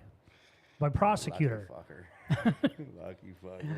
So, But hey, that's shit happens. yeah, However, I mean, it does happen. I'm watching this dude's got he's in there for a DWI and he's got his daughter with him. He's like, I couldn't find a babysitter. Well, you're going to have to find something. 'cause You're going to jail. Boom. He took him into custody and his 6-year-old daughter or whatever was sitting in. CPS probably came to grab her then. That's sad. It was The sad. war on drugs. So I got out of all of those cases. I didn't do any jail time. None. Not my felonies. Nothing. I did no jail time. But at this time, you still were you weekend Did you get warning? 25 years of probation? I got 20 years of probation. Oh, nice. But you were still weekend. You were still fucking around, or no? Yeah. So yeah, by the time this was all becoming wrapped up and stuff, I had started dabbling, again. Imagine that. So, but I was working a job. I was paying my own bills. For the most part, my parents were helping me too, though. right. But I was using, and I haven't been out of the halfway house yet. But I did ask for an extension at the halfway house because I knew I wasn't ready. Okay. I didn't want to go back to Anoka County. I knew that for sure. Or Because else your I head's like Anoka's bad for me. yeah. Yeah. Ultimately, after a while, it led to basically me getting back into it heavy. And in 2009, I lost my job all within a month of hitting it hard. So I would stay sober for 2 months or 3 months and this and that, and then I would go hang out with some people from up The here. North Side Shuffle. Yeah. And Yeah. finally in 2009, I hit it pretty good in around Christmas time, or actually 2008. And then That's the it best didn't time, stop. Christmas.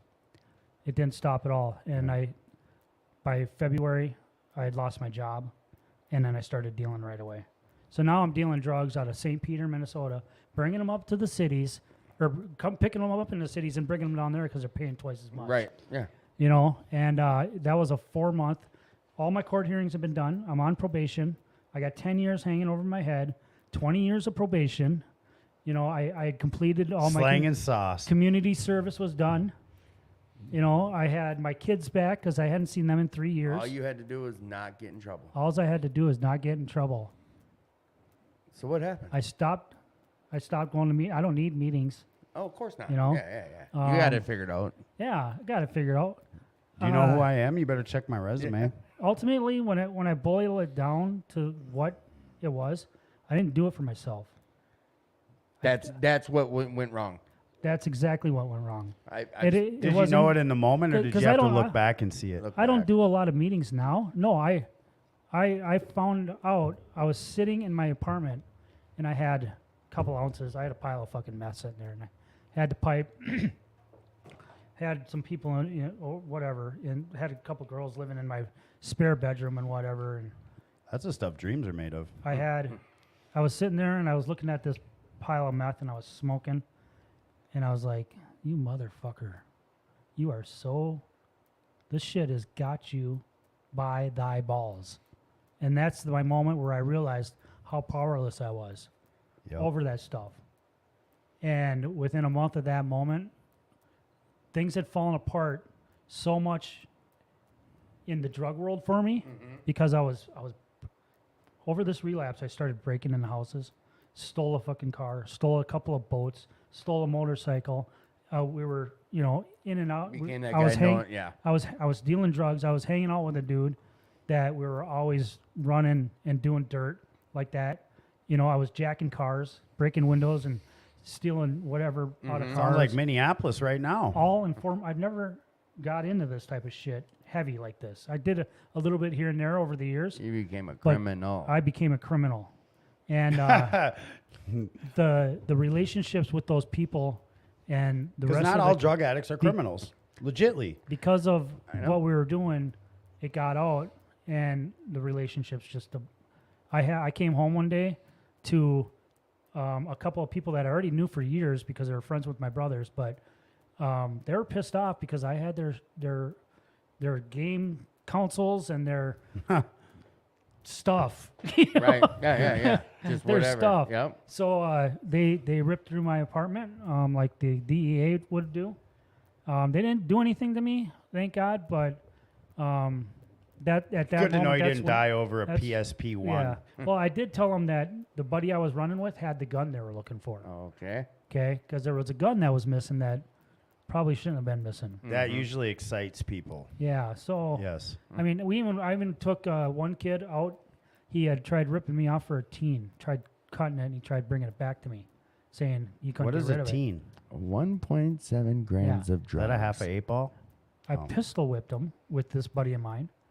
We had him tear apart a stolen truck and get rid of the truck out in the swamp somewhere, the rest of it. And we brought him out into another buddy's backyard and put a gun to his head to scare the living shit and daylights out of him. And that's probably the worst thing I've ever done. Over a teen. Over a teen. $50 worth of junk. And it wasn't a teen, it was the fact that this had happened so many times, and he was the outlet. You let know. it. Oh, You let him he have was it. the poster Yeah. child. He was So the what? one that... What turned the corner? Because normally we don't go an hour and a half on our use, but we've also got 3 guys that are getting into stories, and this happens. It happens. I know it doesn't seem like it, but yeah, we've been going an hour and 20 minutes, and this is the way the show goes. And don't worry about how that is. I like to get to the whole part, which I know is coming just by how I know who you are, and the words Ken shared about you. But what turned this? What finally was the?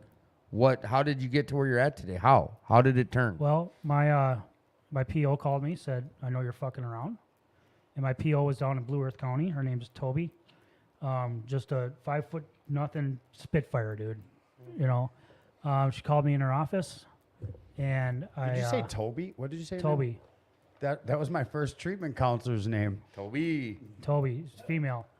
So she called me in her office, basically said those exact words.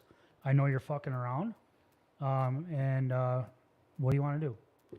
And she ended up. I was like, "Yeah, Toby, you're right. I'm fucking up.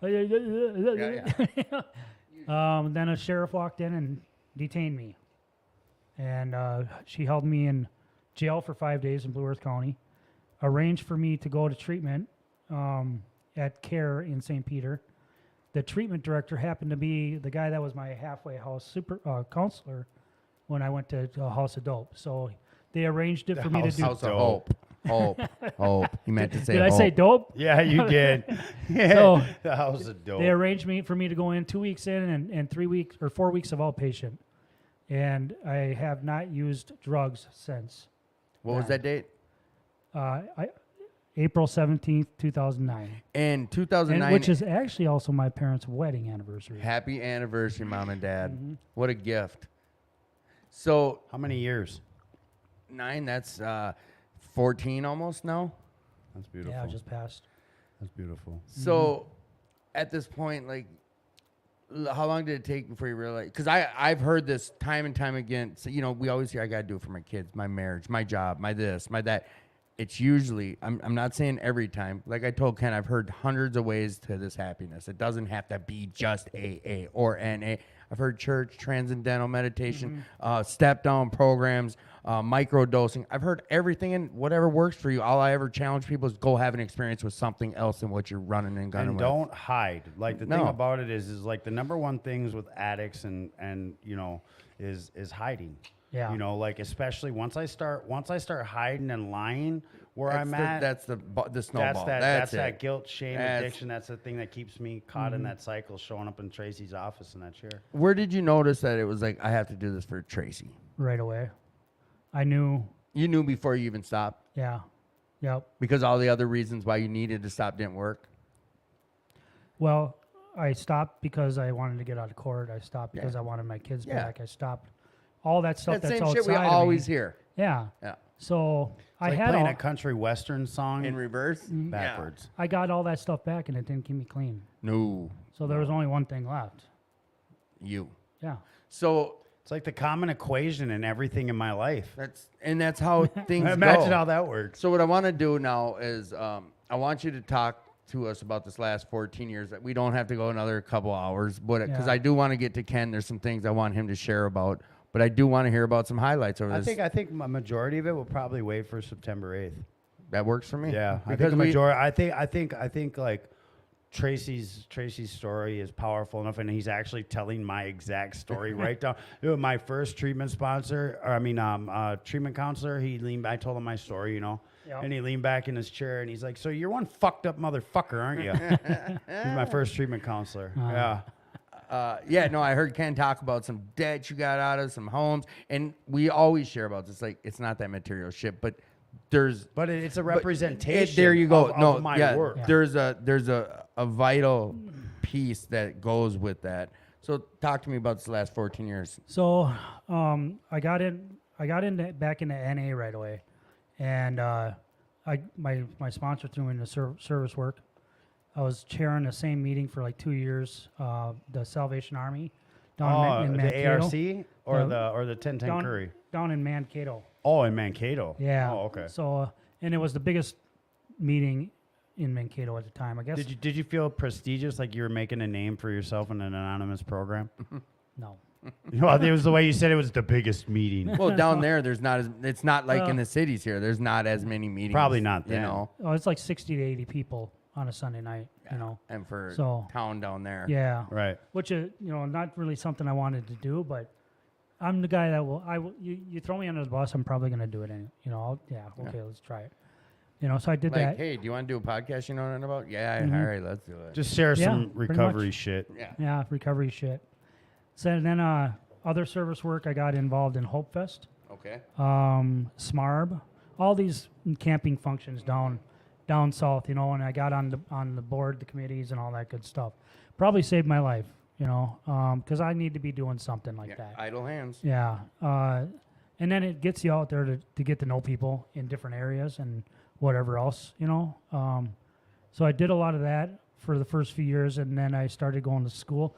I started going to school 9 months into recovery. School, college. Yeah. So started did at I. South Central College. Seriously. I know. Yeah. And tried being 30, what was I? Mm-hmm.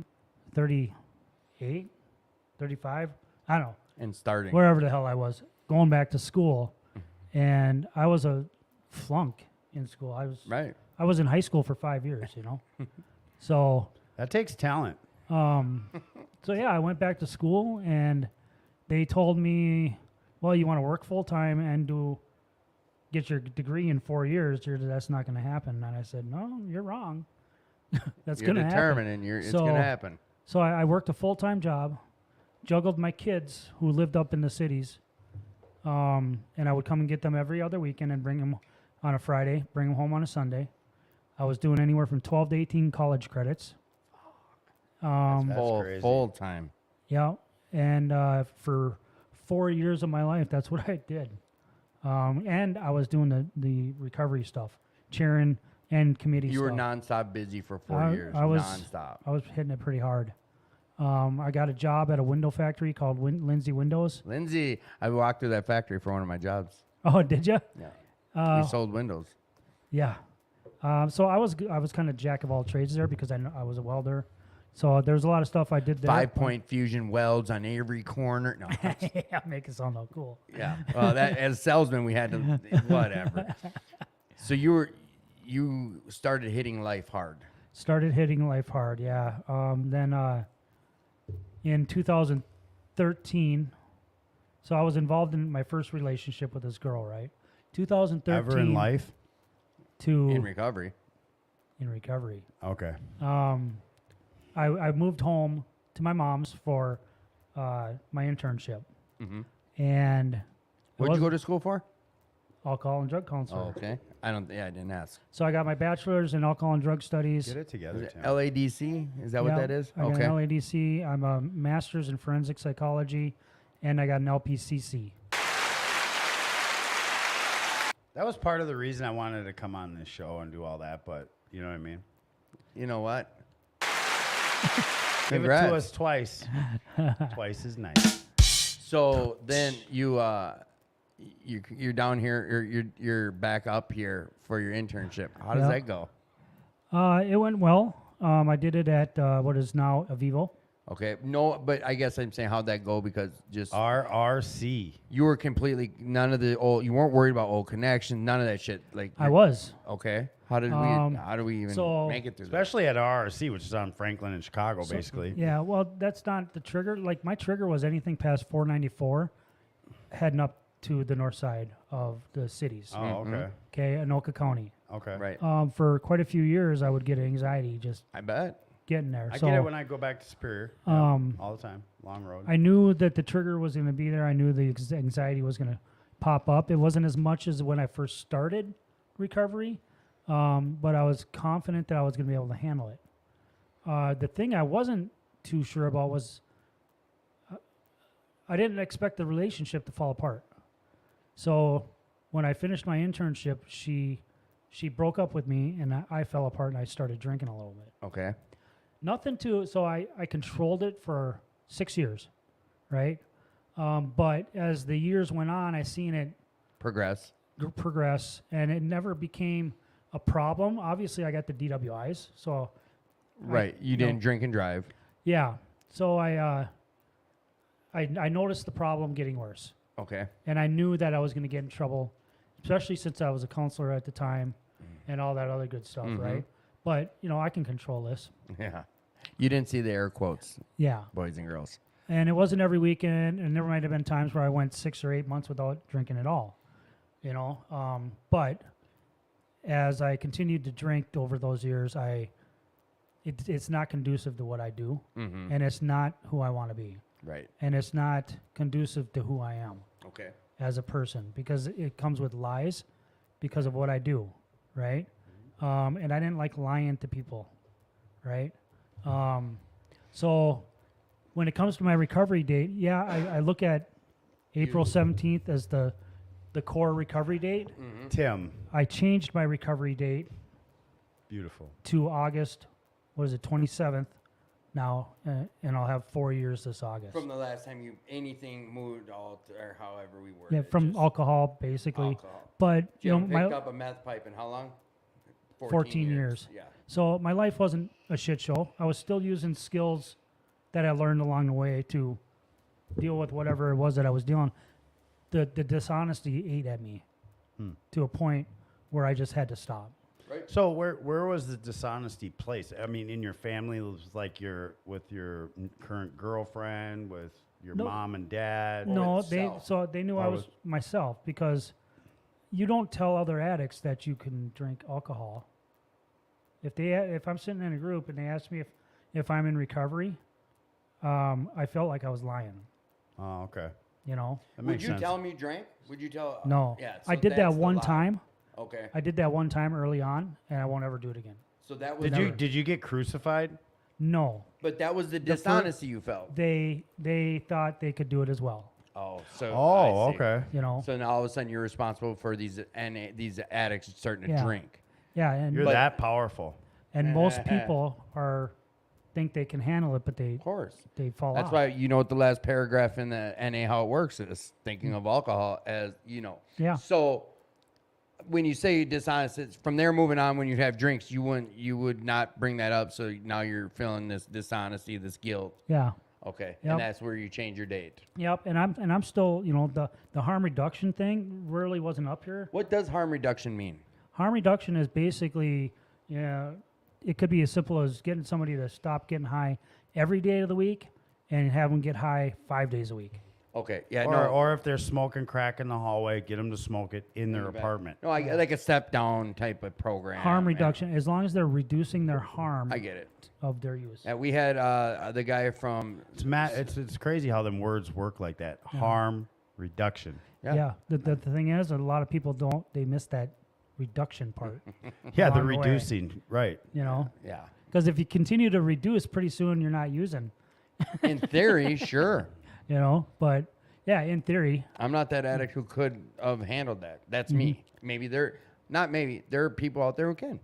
Period. but you can also look at it as and the way I look at it, like I would rather have somebody out there smoking a bunch of bud, Of course. as long as they're not committing crimes and doing You the hard never shit smoked no anymore. weed and did an armed robbery? I'm Well, sure somebody has. Really? Well, I But guess was it that's the a story weed I've that been did telling it, myself. or was it that you're a criminal? Yeah, Well, see, exactly. but and here- that's yeah. hey, Yeah. MRT. It comes right down to Look that at with Ron me. Reed. I just seen Ron Reed come right out of Tracy. That That's- criminalistic thinking. That's the same way with Can I me make when an we talk observation? about like it's my brain that it's not the alcohol or the drug that was the problem. It's the brain that chose to do the alcohol and drugs. So I need to fix that brain, not the alcohol and drugs. Yeah. That like they say, but a symptom. It never made sense until that part clicked. It's my brain that's making these choices. Yeah. And if you change the thinking, you're gonna change a lot of things, right? Yep. A lot of people struggle with harm Well, reduction. but like I had to get way more simple than that. Like when it come to like belief, my sponsor asked me, do you believe that I believe? Mm-hmm. You know what I mean? Like even like chop it down even further. You know what Yeah. I mean? Like it's like peeling back an onion. The longer you're here, the more you realize as you unfold these things. It's that story. So you want to hear that story real quick? Let's hear it. So it's about meth, right? So one of my best friends, he tells me he never had a problem with meth, right? But, like maybe a couple weeks, month prior, whatever it was, he was telling me this story of how he used to sit out across the street from his house with night vision goggles and a 30-30 rifle. And his dad would send out a hooker with a Quaalude and a drink so that he could go to sleep. And he's like, but he's recounting because crack is what brought him to his knees. So like he was like, predominantly thinking about crack. And I was like, weren't you the guy with a 30-30 rifle in the woods with night vision goggles? And I don't know many social meth users like that. Yes. You That's might have had a problem. yeah, there's that's no funny. social Matthews. So Tracy, Yeah. life's going good. Ken talked about debt or a house or like how did things start changing like that? Like Well- you stopped what we talked about. You came home for your internship, stay with your Yep. parents. And so when I was doing my internship, I went into my probation officer's office A one little day. Spitfire. Yeah. And, well, no, not. had been transferred back up here because I Okay. was living up here now. All right. So this was in Anoka County, and I was like, I'd like to. How long do I got to be on before I can put in for an early release? He's like, well, usually on 20 years they want you doing it minimum 8 years before they even consider it. He's like, chances of you getting it are probably 0. I mean, we can send the paperwork in or whatever. So what I did is, I got all these letters of support. I got my discharge from treatment. I got, proof that I was going to AA, NA, and Yeah. Kind of I like got, doing a set aside. support from my college professor, yeah. everybody. Okay, and then I did my own statement, Mm-hmm. my own, like I did like when I was going to court. Yep. So I sent in this big stack of papers, and what was it, January 9th, 2014, I got off of probation after 6 years, 3 months, 17 days on a 20-year sentence. Uncomfortably long. Good shit. Who makes it uncomfortable but you by saying it? Me. Yeah. By saying it. So we do ask questions throughout, and there's still more of your hope side of your story. But this is a good time to ask because it's fresh. What were the biggest hurdles in your early recovery for you, and how did you end up overcoming them?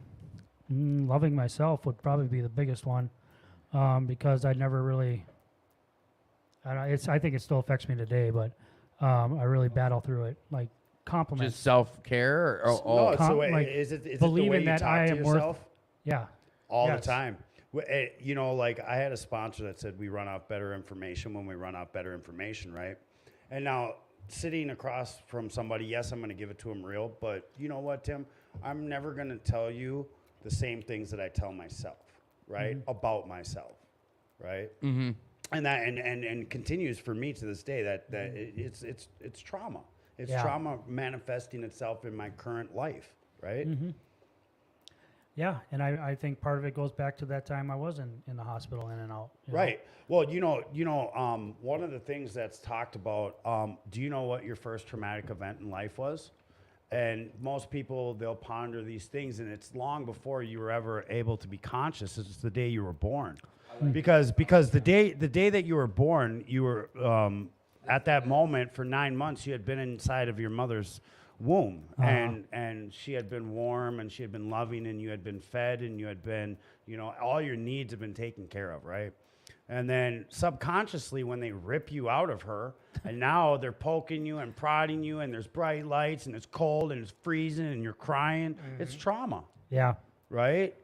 So from the moment we're born, we begin to record trauma, and I think that's something for us as drug addicts, or alcoholics, that when we find long-term recovery, what we find is we find a whole basket of trauma Yeah. that we got to wade through now. Yeah. Yeah, and that's, even when throughout my life, people are always like, there's something special. You're here to do something special and whatever, and I just Right. never believed them. I'm like, what are you talking about? They always told me I didn't apply myself. It's I'm like, like, fuck, later brush in it. life, I'm like, I apply myself, just not what you wanted me to apply myself to. I know, right? Yeah, so, I kind of brushed it off and never believed them, but now as you grow in recovery, Right. you start to see, the things that other people see. Retrospectively, again, you know what I mean? It's like you never walk through something in life, especially something Yeah. that's difficult or new or scary, and go, you know what? I'm going to be so effing spiritual after this is over. Like, that's just not, well, it's not been the case for me. I don't know if it's for you. You brought that up earlier, and I think that is a good point because it's usually, I've heard you say this way back. It's like we grow through pain. Like Yeah. pain. Yeah, when I came out of my first spiritual ceremony, I looked at the shaman and I said, the price of spiritual growth is pain.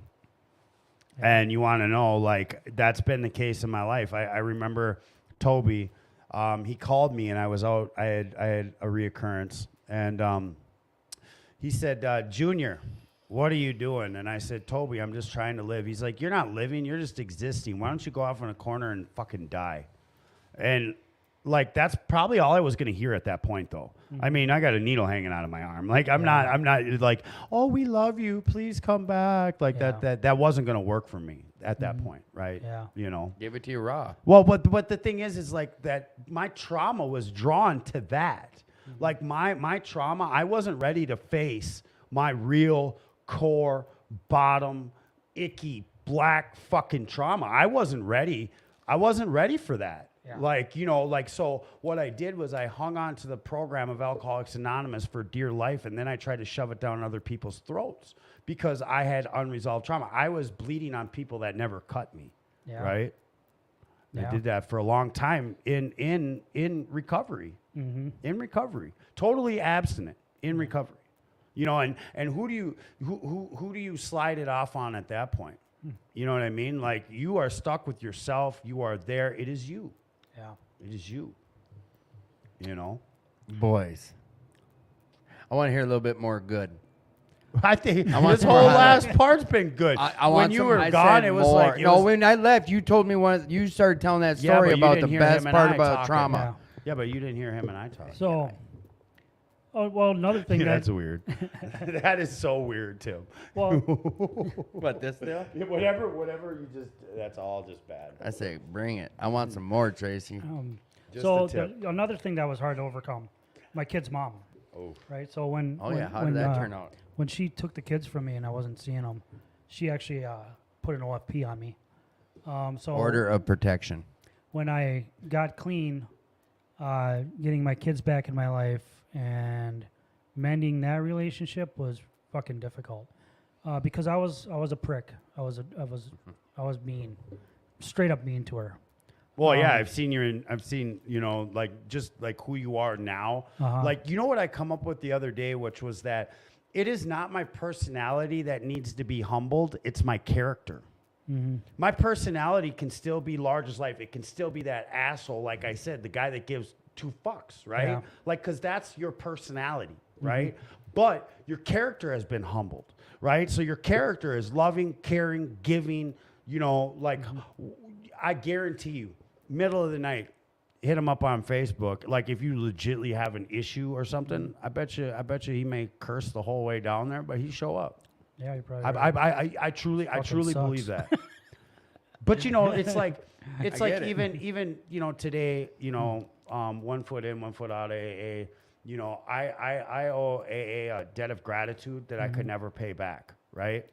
Like, AA gave me this foundation of a life that I could have only imagined. Like that day you said where you were talking about sitting in a car and you're looking at the door and you're rolling the pipe. Right? Like, you can't imagine another way of life. AA calls it the jumping off place. You can't imagine your life with alcohol or without Yeah. alcohol, right? Or drugs or Yeah, the without jumping drugs. off point. Right. Yeah, they call it the jumping off point. Yeah. You know, because we're scared because we don't know another life, right? Scared of the unknown. And you know what's crazy is you can become that way in AA too. You can be scared of another way of life, Oh yeah. right? People get stuck Yeah, all the people time. get stuck all the time. All the time. Correct. Right. So I had this relationship that I destroyed, and the first 3 years of my recovery, she wouldn't even speak to me, and I was this close to her at times. Her mom and dad were her dad, well, her stepdad, called pretty much the only dad she's ever had. He's like been in recovery for like 35 years now, pretty bad alcoholic. So they were always there to help me and support me. So they were the supervisors for my visits, and it got to a point where Alex was being pretty mean to her verbally and stuff. He was 16, 15. And they're like, Tammy, we can't keep doing this, you know? We can't keep being the mediator. You need Tracy. You need to talk to Tracy. Right. So she finally did. And just over 3 years in. And it was rough at first. But now, today, I can call her probably one of my best friends. That's beautiful. What do you say? And- That's a gift of this program or a gift of your recovery? It's a gift of my recovery. Hell It's yeah. a gift of recovery for sure, because One of the biggest? one of the biggest. I know, so I blamed myself for years for why it didn't work between us. And yeah, I was a big part of the problem. Now I realize it was two. Okay, Yeah. she's got her faults as well, and our personalities just don't jive, right? If we're around each other for more than like a day, we start to get under each other's skin, you know. Uh-huh. But I would do anything for that woman, you know. She raised my kids when I couldn't. I was $25,000 in debt in child support, and I paid that off over the course of 10 years. You know what's Um, crazy is I got the flip side, both sides of the coins of this, which is that my sponsor, Toby, he said, well, Junior, welcome to the real world for doing what everybody else has been doing their whole life. But you want to know what? I didn't even know what it was like to make my bed. Right. You know what I mean? So really, it was an amazing accomplishment. Like later, you can see the stages in recovery as you evolve and you work through that trauma and stuff like that. You know, you're willing to look at things different. Yeah. Right? Especially as you evolve here. So, I mean, I hear these stories like this all the time. Like, I don't want to do that. Fucked her. You know what? Don't be so selfish. Yeah, because it's not about, like, I say this all the time. It's not about me or you. We got our cards in life. It's about making sure that we leave these kids better than we were left. Whenever there's Yeah. kids involved. What, yeah, All exactly. she's going to do is take the money and spend it on herself. No, she's got to pay rent. She's got to pay for a phone. She's got to put those kids through school. You know, if that's the situation, that's you. Well, it's funny though too, because like on my side of it, I have 2 kids that aren't mine. You know what I mean? But they're mine. You know what I mean? And he was like, and you decided to take that. yes, on. and he said I paid child support. I was like, bro, you paid $250 a kid, That man. ain't I spent nothing. it on a birthday party last week. Yeah, that ain't nothing. Yeah, right. You know what I These mean? some guys are just so petty and selfish. Well, I mean, you get that on both sides of the coin, right? Like again, we are bleeding on people that didn't cut us. I like right? that. I like Because that. because it's absolutely true, right? Like so as she began her healing journey and you began your healing journey and they were separate, right? Yeah. They were co-mingled with your child, and then your recovery became co-mingled with her energy, however she was, and now you guys are able to depend on each other, co-parent, you know, because it doesn't last 18 years, it lasts a lifetime. Yeah. Right? We 100%. Right. co-parented very well, actually, once we started getting the flow and she started trusting me and that I was going to be around. That's and that, huge. You know, And that doesn't happen overnight. child support was going to get paid. No, that's huge. You know? So here we are 14 years later, you know, 3 of it was just trying to get her to talk to interact. you. Right. You know? Hi. So yeah, that's where that's at today. Yeah, I got a house. I mean, I've never Do you owned a know that house. we live by each other? I live like a couple miles from Alicia. Oh, really? Yeah. Yeah, I'm right over off Coon Rapids Boulevard. Yeah, I'm on 119th and Jefferson. Okay. Yeah. Huh. So, how long have you been riding motorcycles? Well, I was obviously stealing them back in the day and riding. I didn't. Well, if you're going to steal one, I didn't well, own hopefully you them, can ride it. so to speak. But He said, my didn't first own one I one, so to bought is speak. my Indian Okay, in 2018.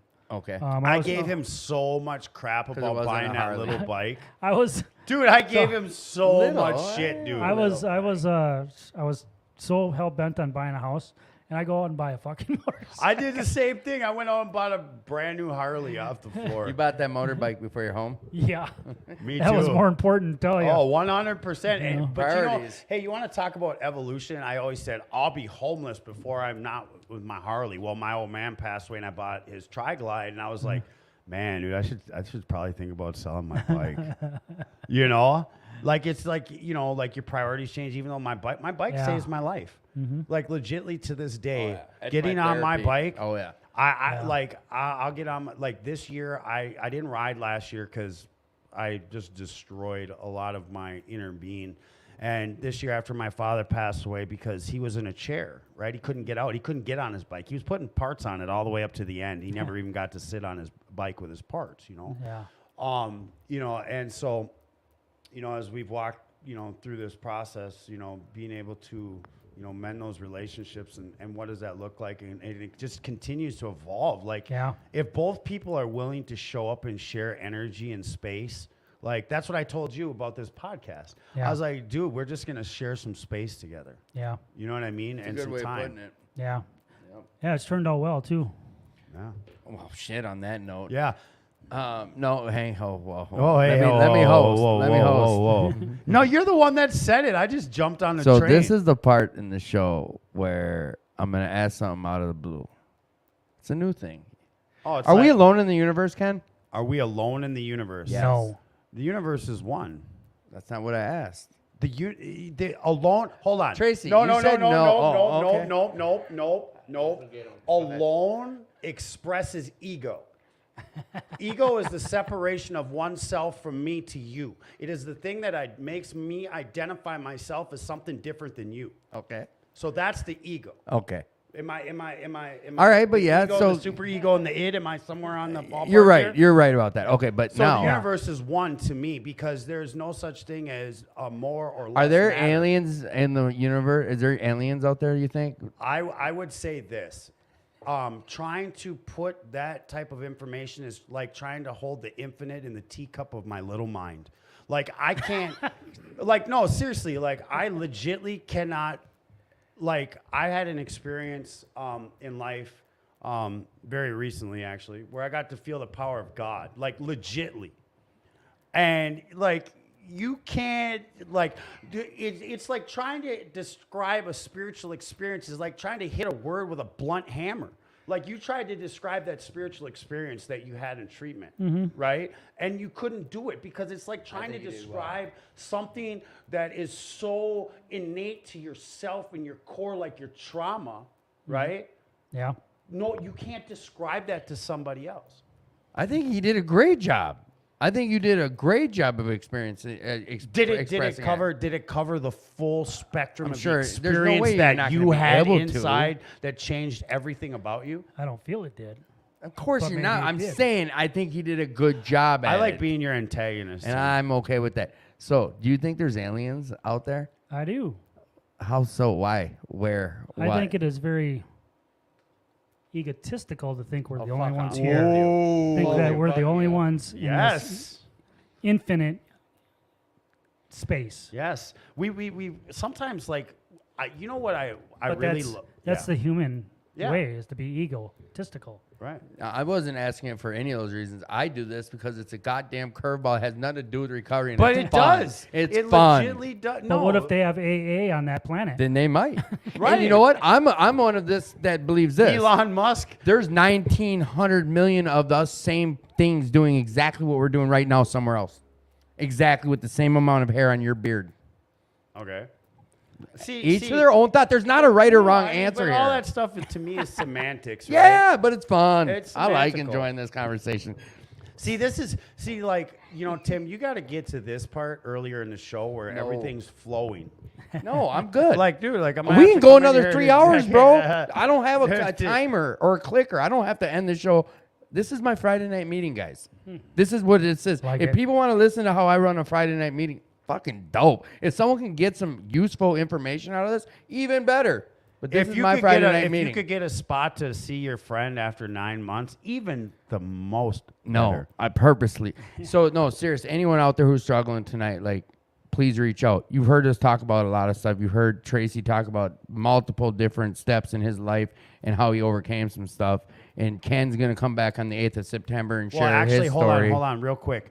I'm gonna actually have to adjust that because that's my mom's birthday, right? And all of a sudden I just realized that, like, yeah, that's not gonna happen. Well, we'll reschedule. But that. we are gonna reschedule because Ken will be back. I do want to talk about just real quick. We started, or I started actually, a YouTube channel in Minneapolis called We in These Streets .est23, established 23 at Instagram.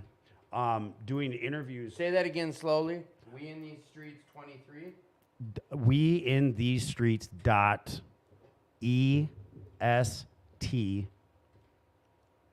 Instagram, whatever.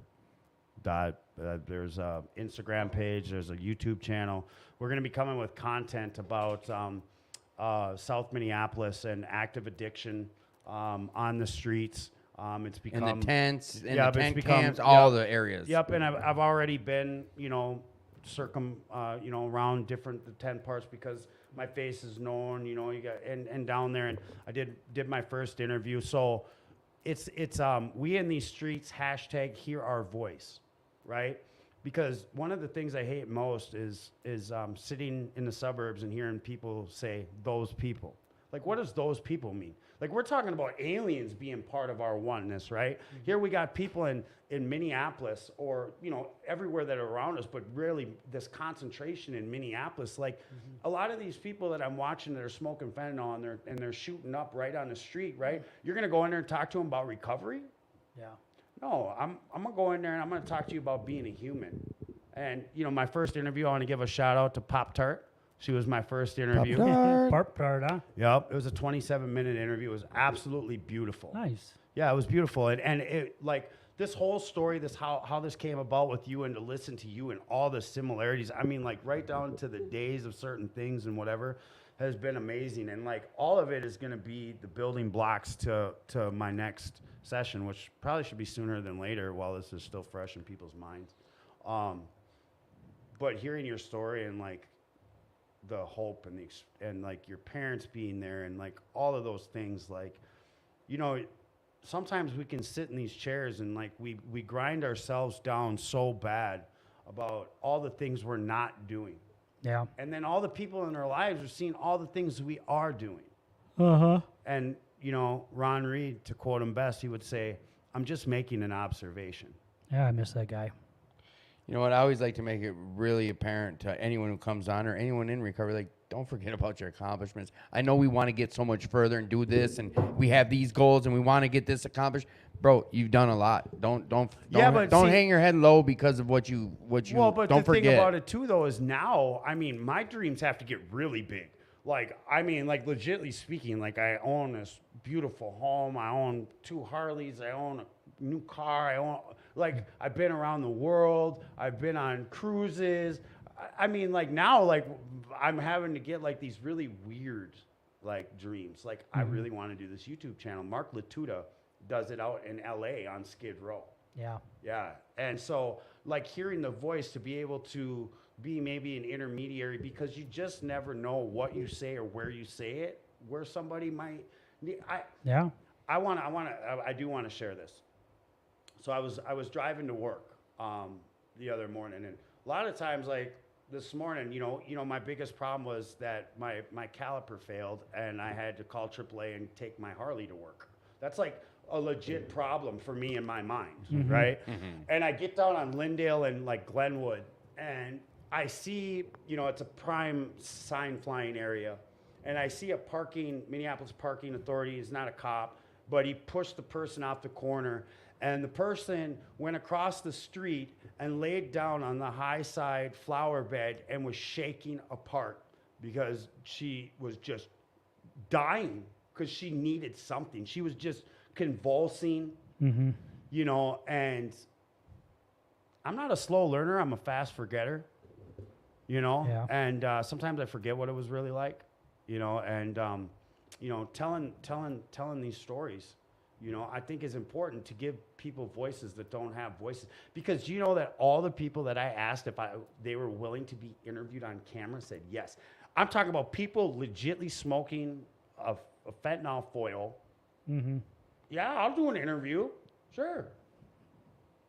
You know, and you don't know, and I'm very loving and caring and like very understand, you know, like, so like there's this beauty piece. I keep saying beautiful all the time because that's what I've really worked at seeing in my life. Yeah. Is beauty. It's important to see the beauty. Collateral beauty. Instead of collateral damage, collateral beauty. That's awesome. I sat here this whole time to hear that. Ken, tell me what you're grateful for. I'm grateful for 2 little girls at home that I asked before I left today. I said, how do you think my recovery's going? Do you think that I'm better than I have been? And they said yes. And her youngest daughter, who took 5 years to hug me willfully, she gave me the thumbs up. You know, took her 5 years to trust me like that. Wow. You know, so I got that when you said that about the 3 years, and that's what I'm grateful for their mom. I'm grateful for them, and I'm even grateful for their dad, because without him, I wouldn't be here. And I'll close with this. My girl told me this, and it sat in my core. She said, "You didn't have no kids because mine needed you." That's powerful. That's deep. Tracy, what are you grateful for today in life? I don't know. There's a lot. We got all the time you want.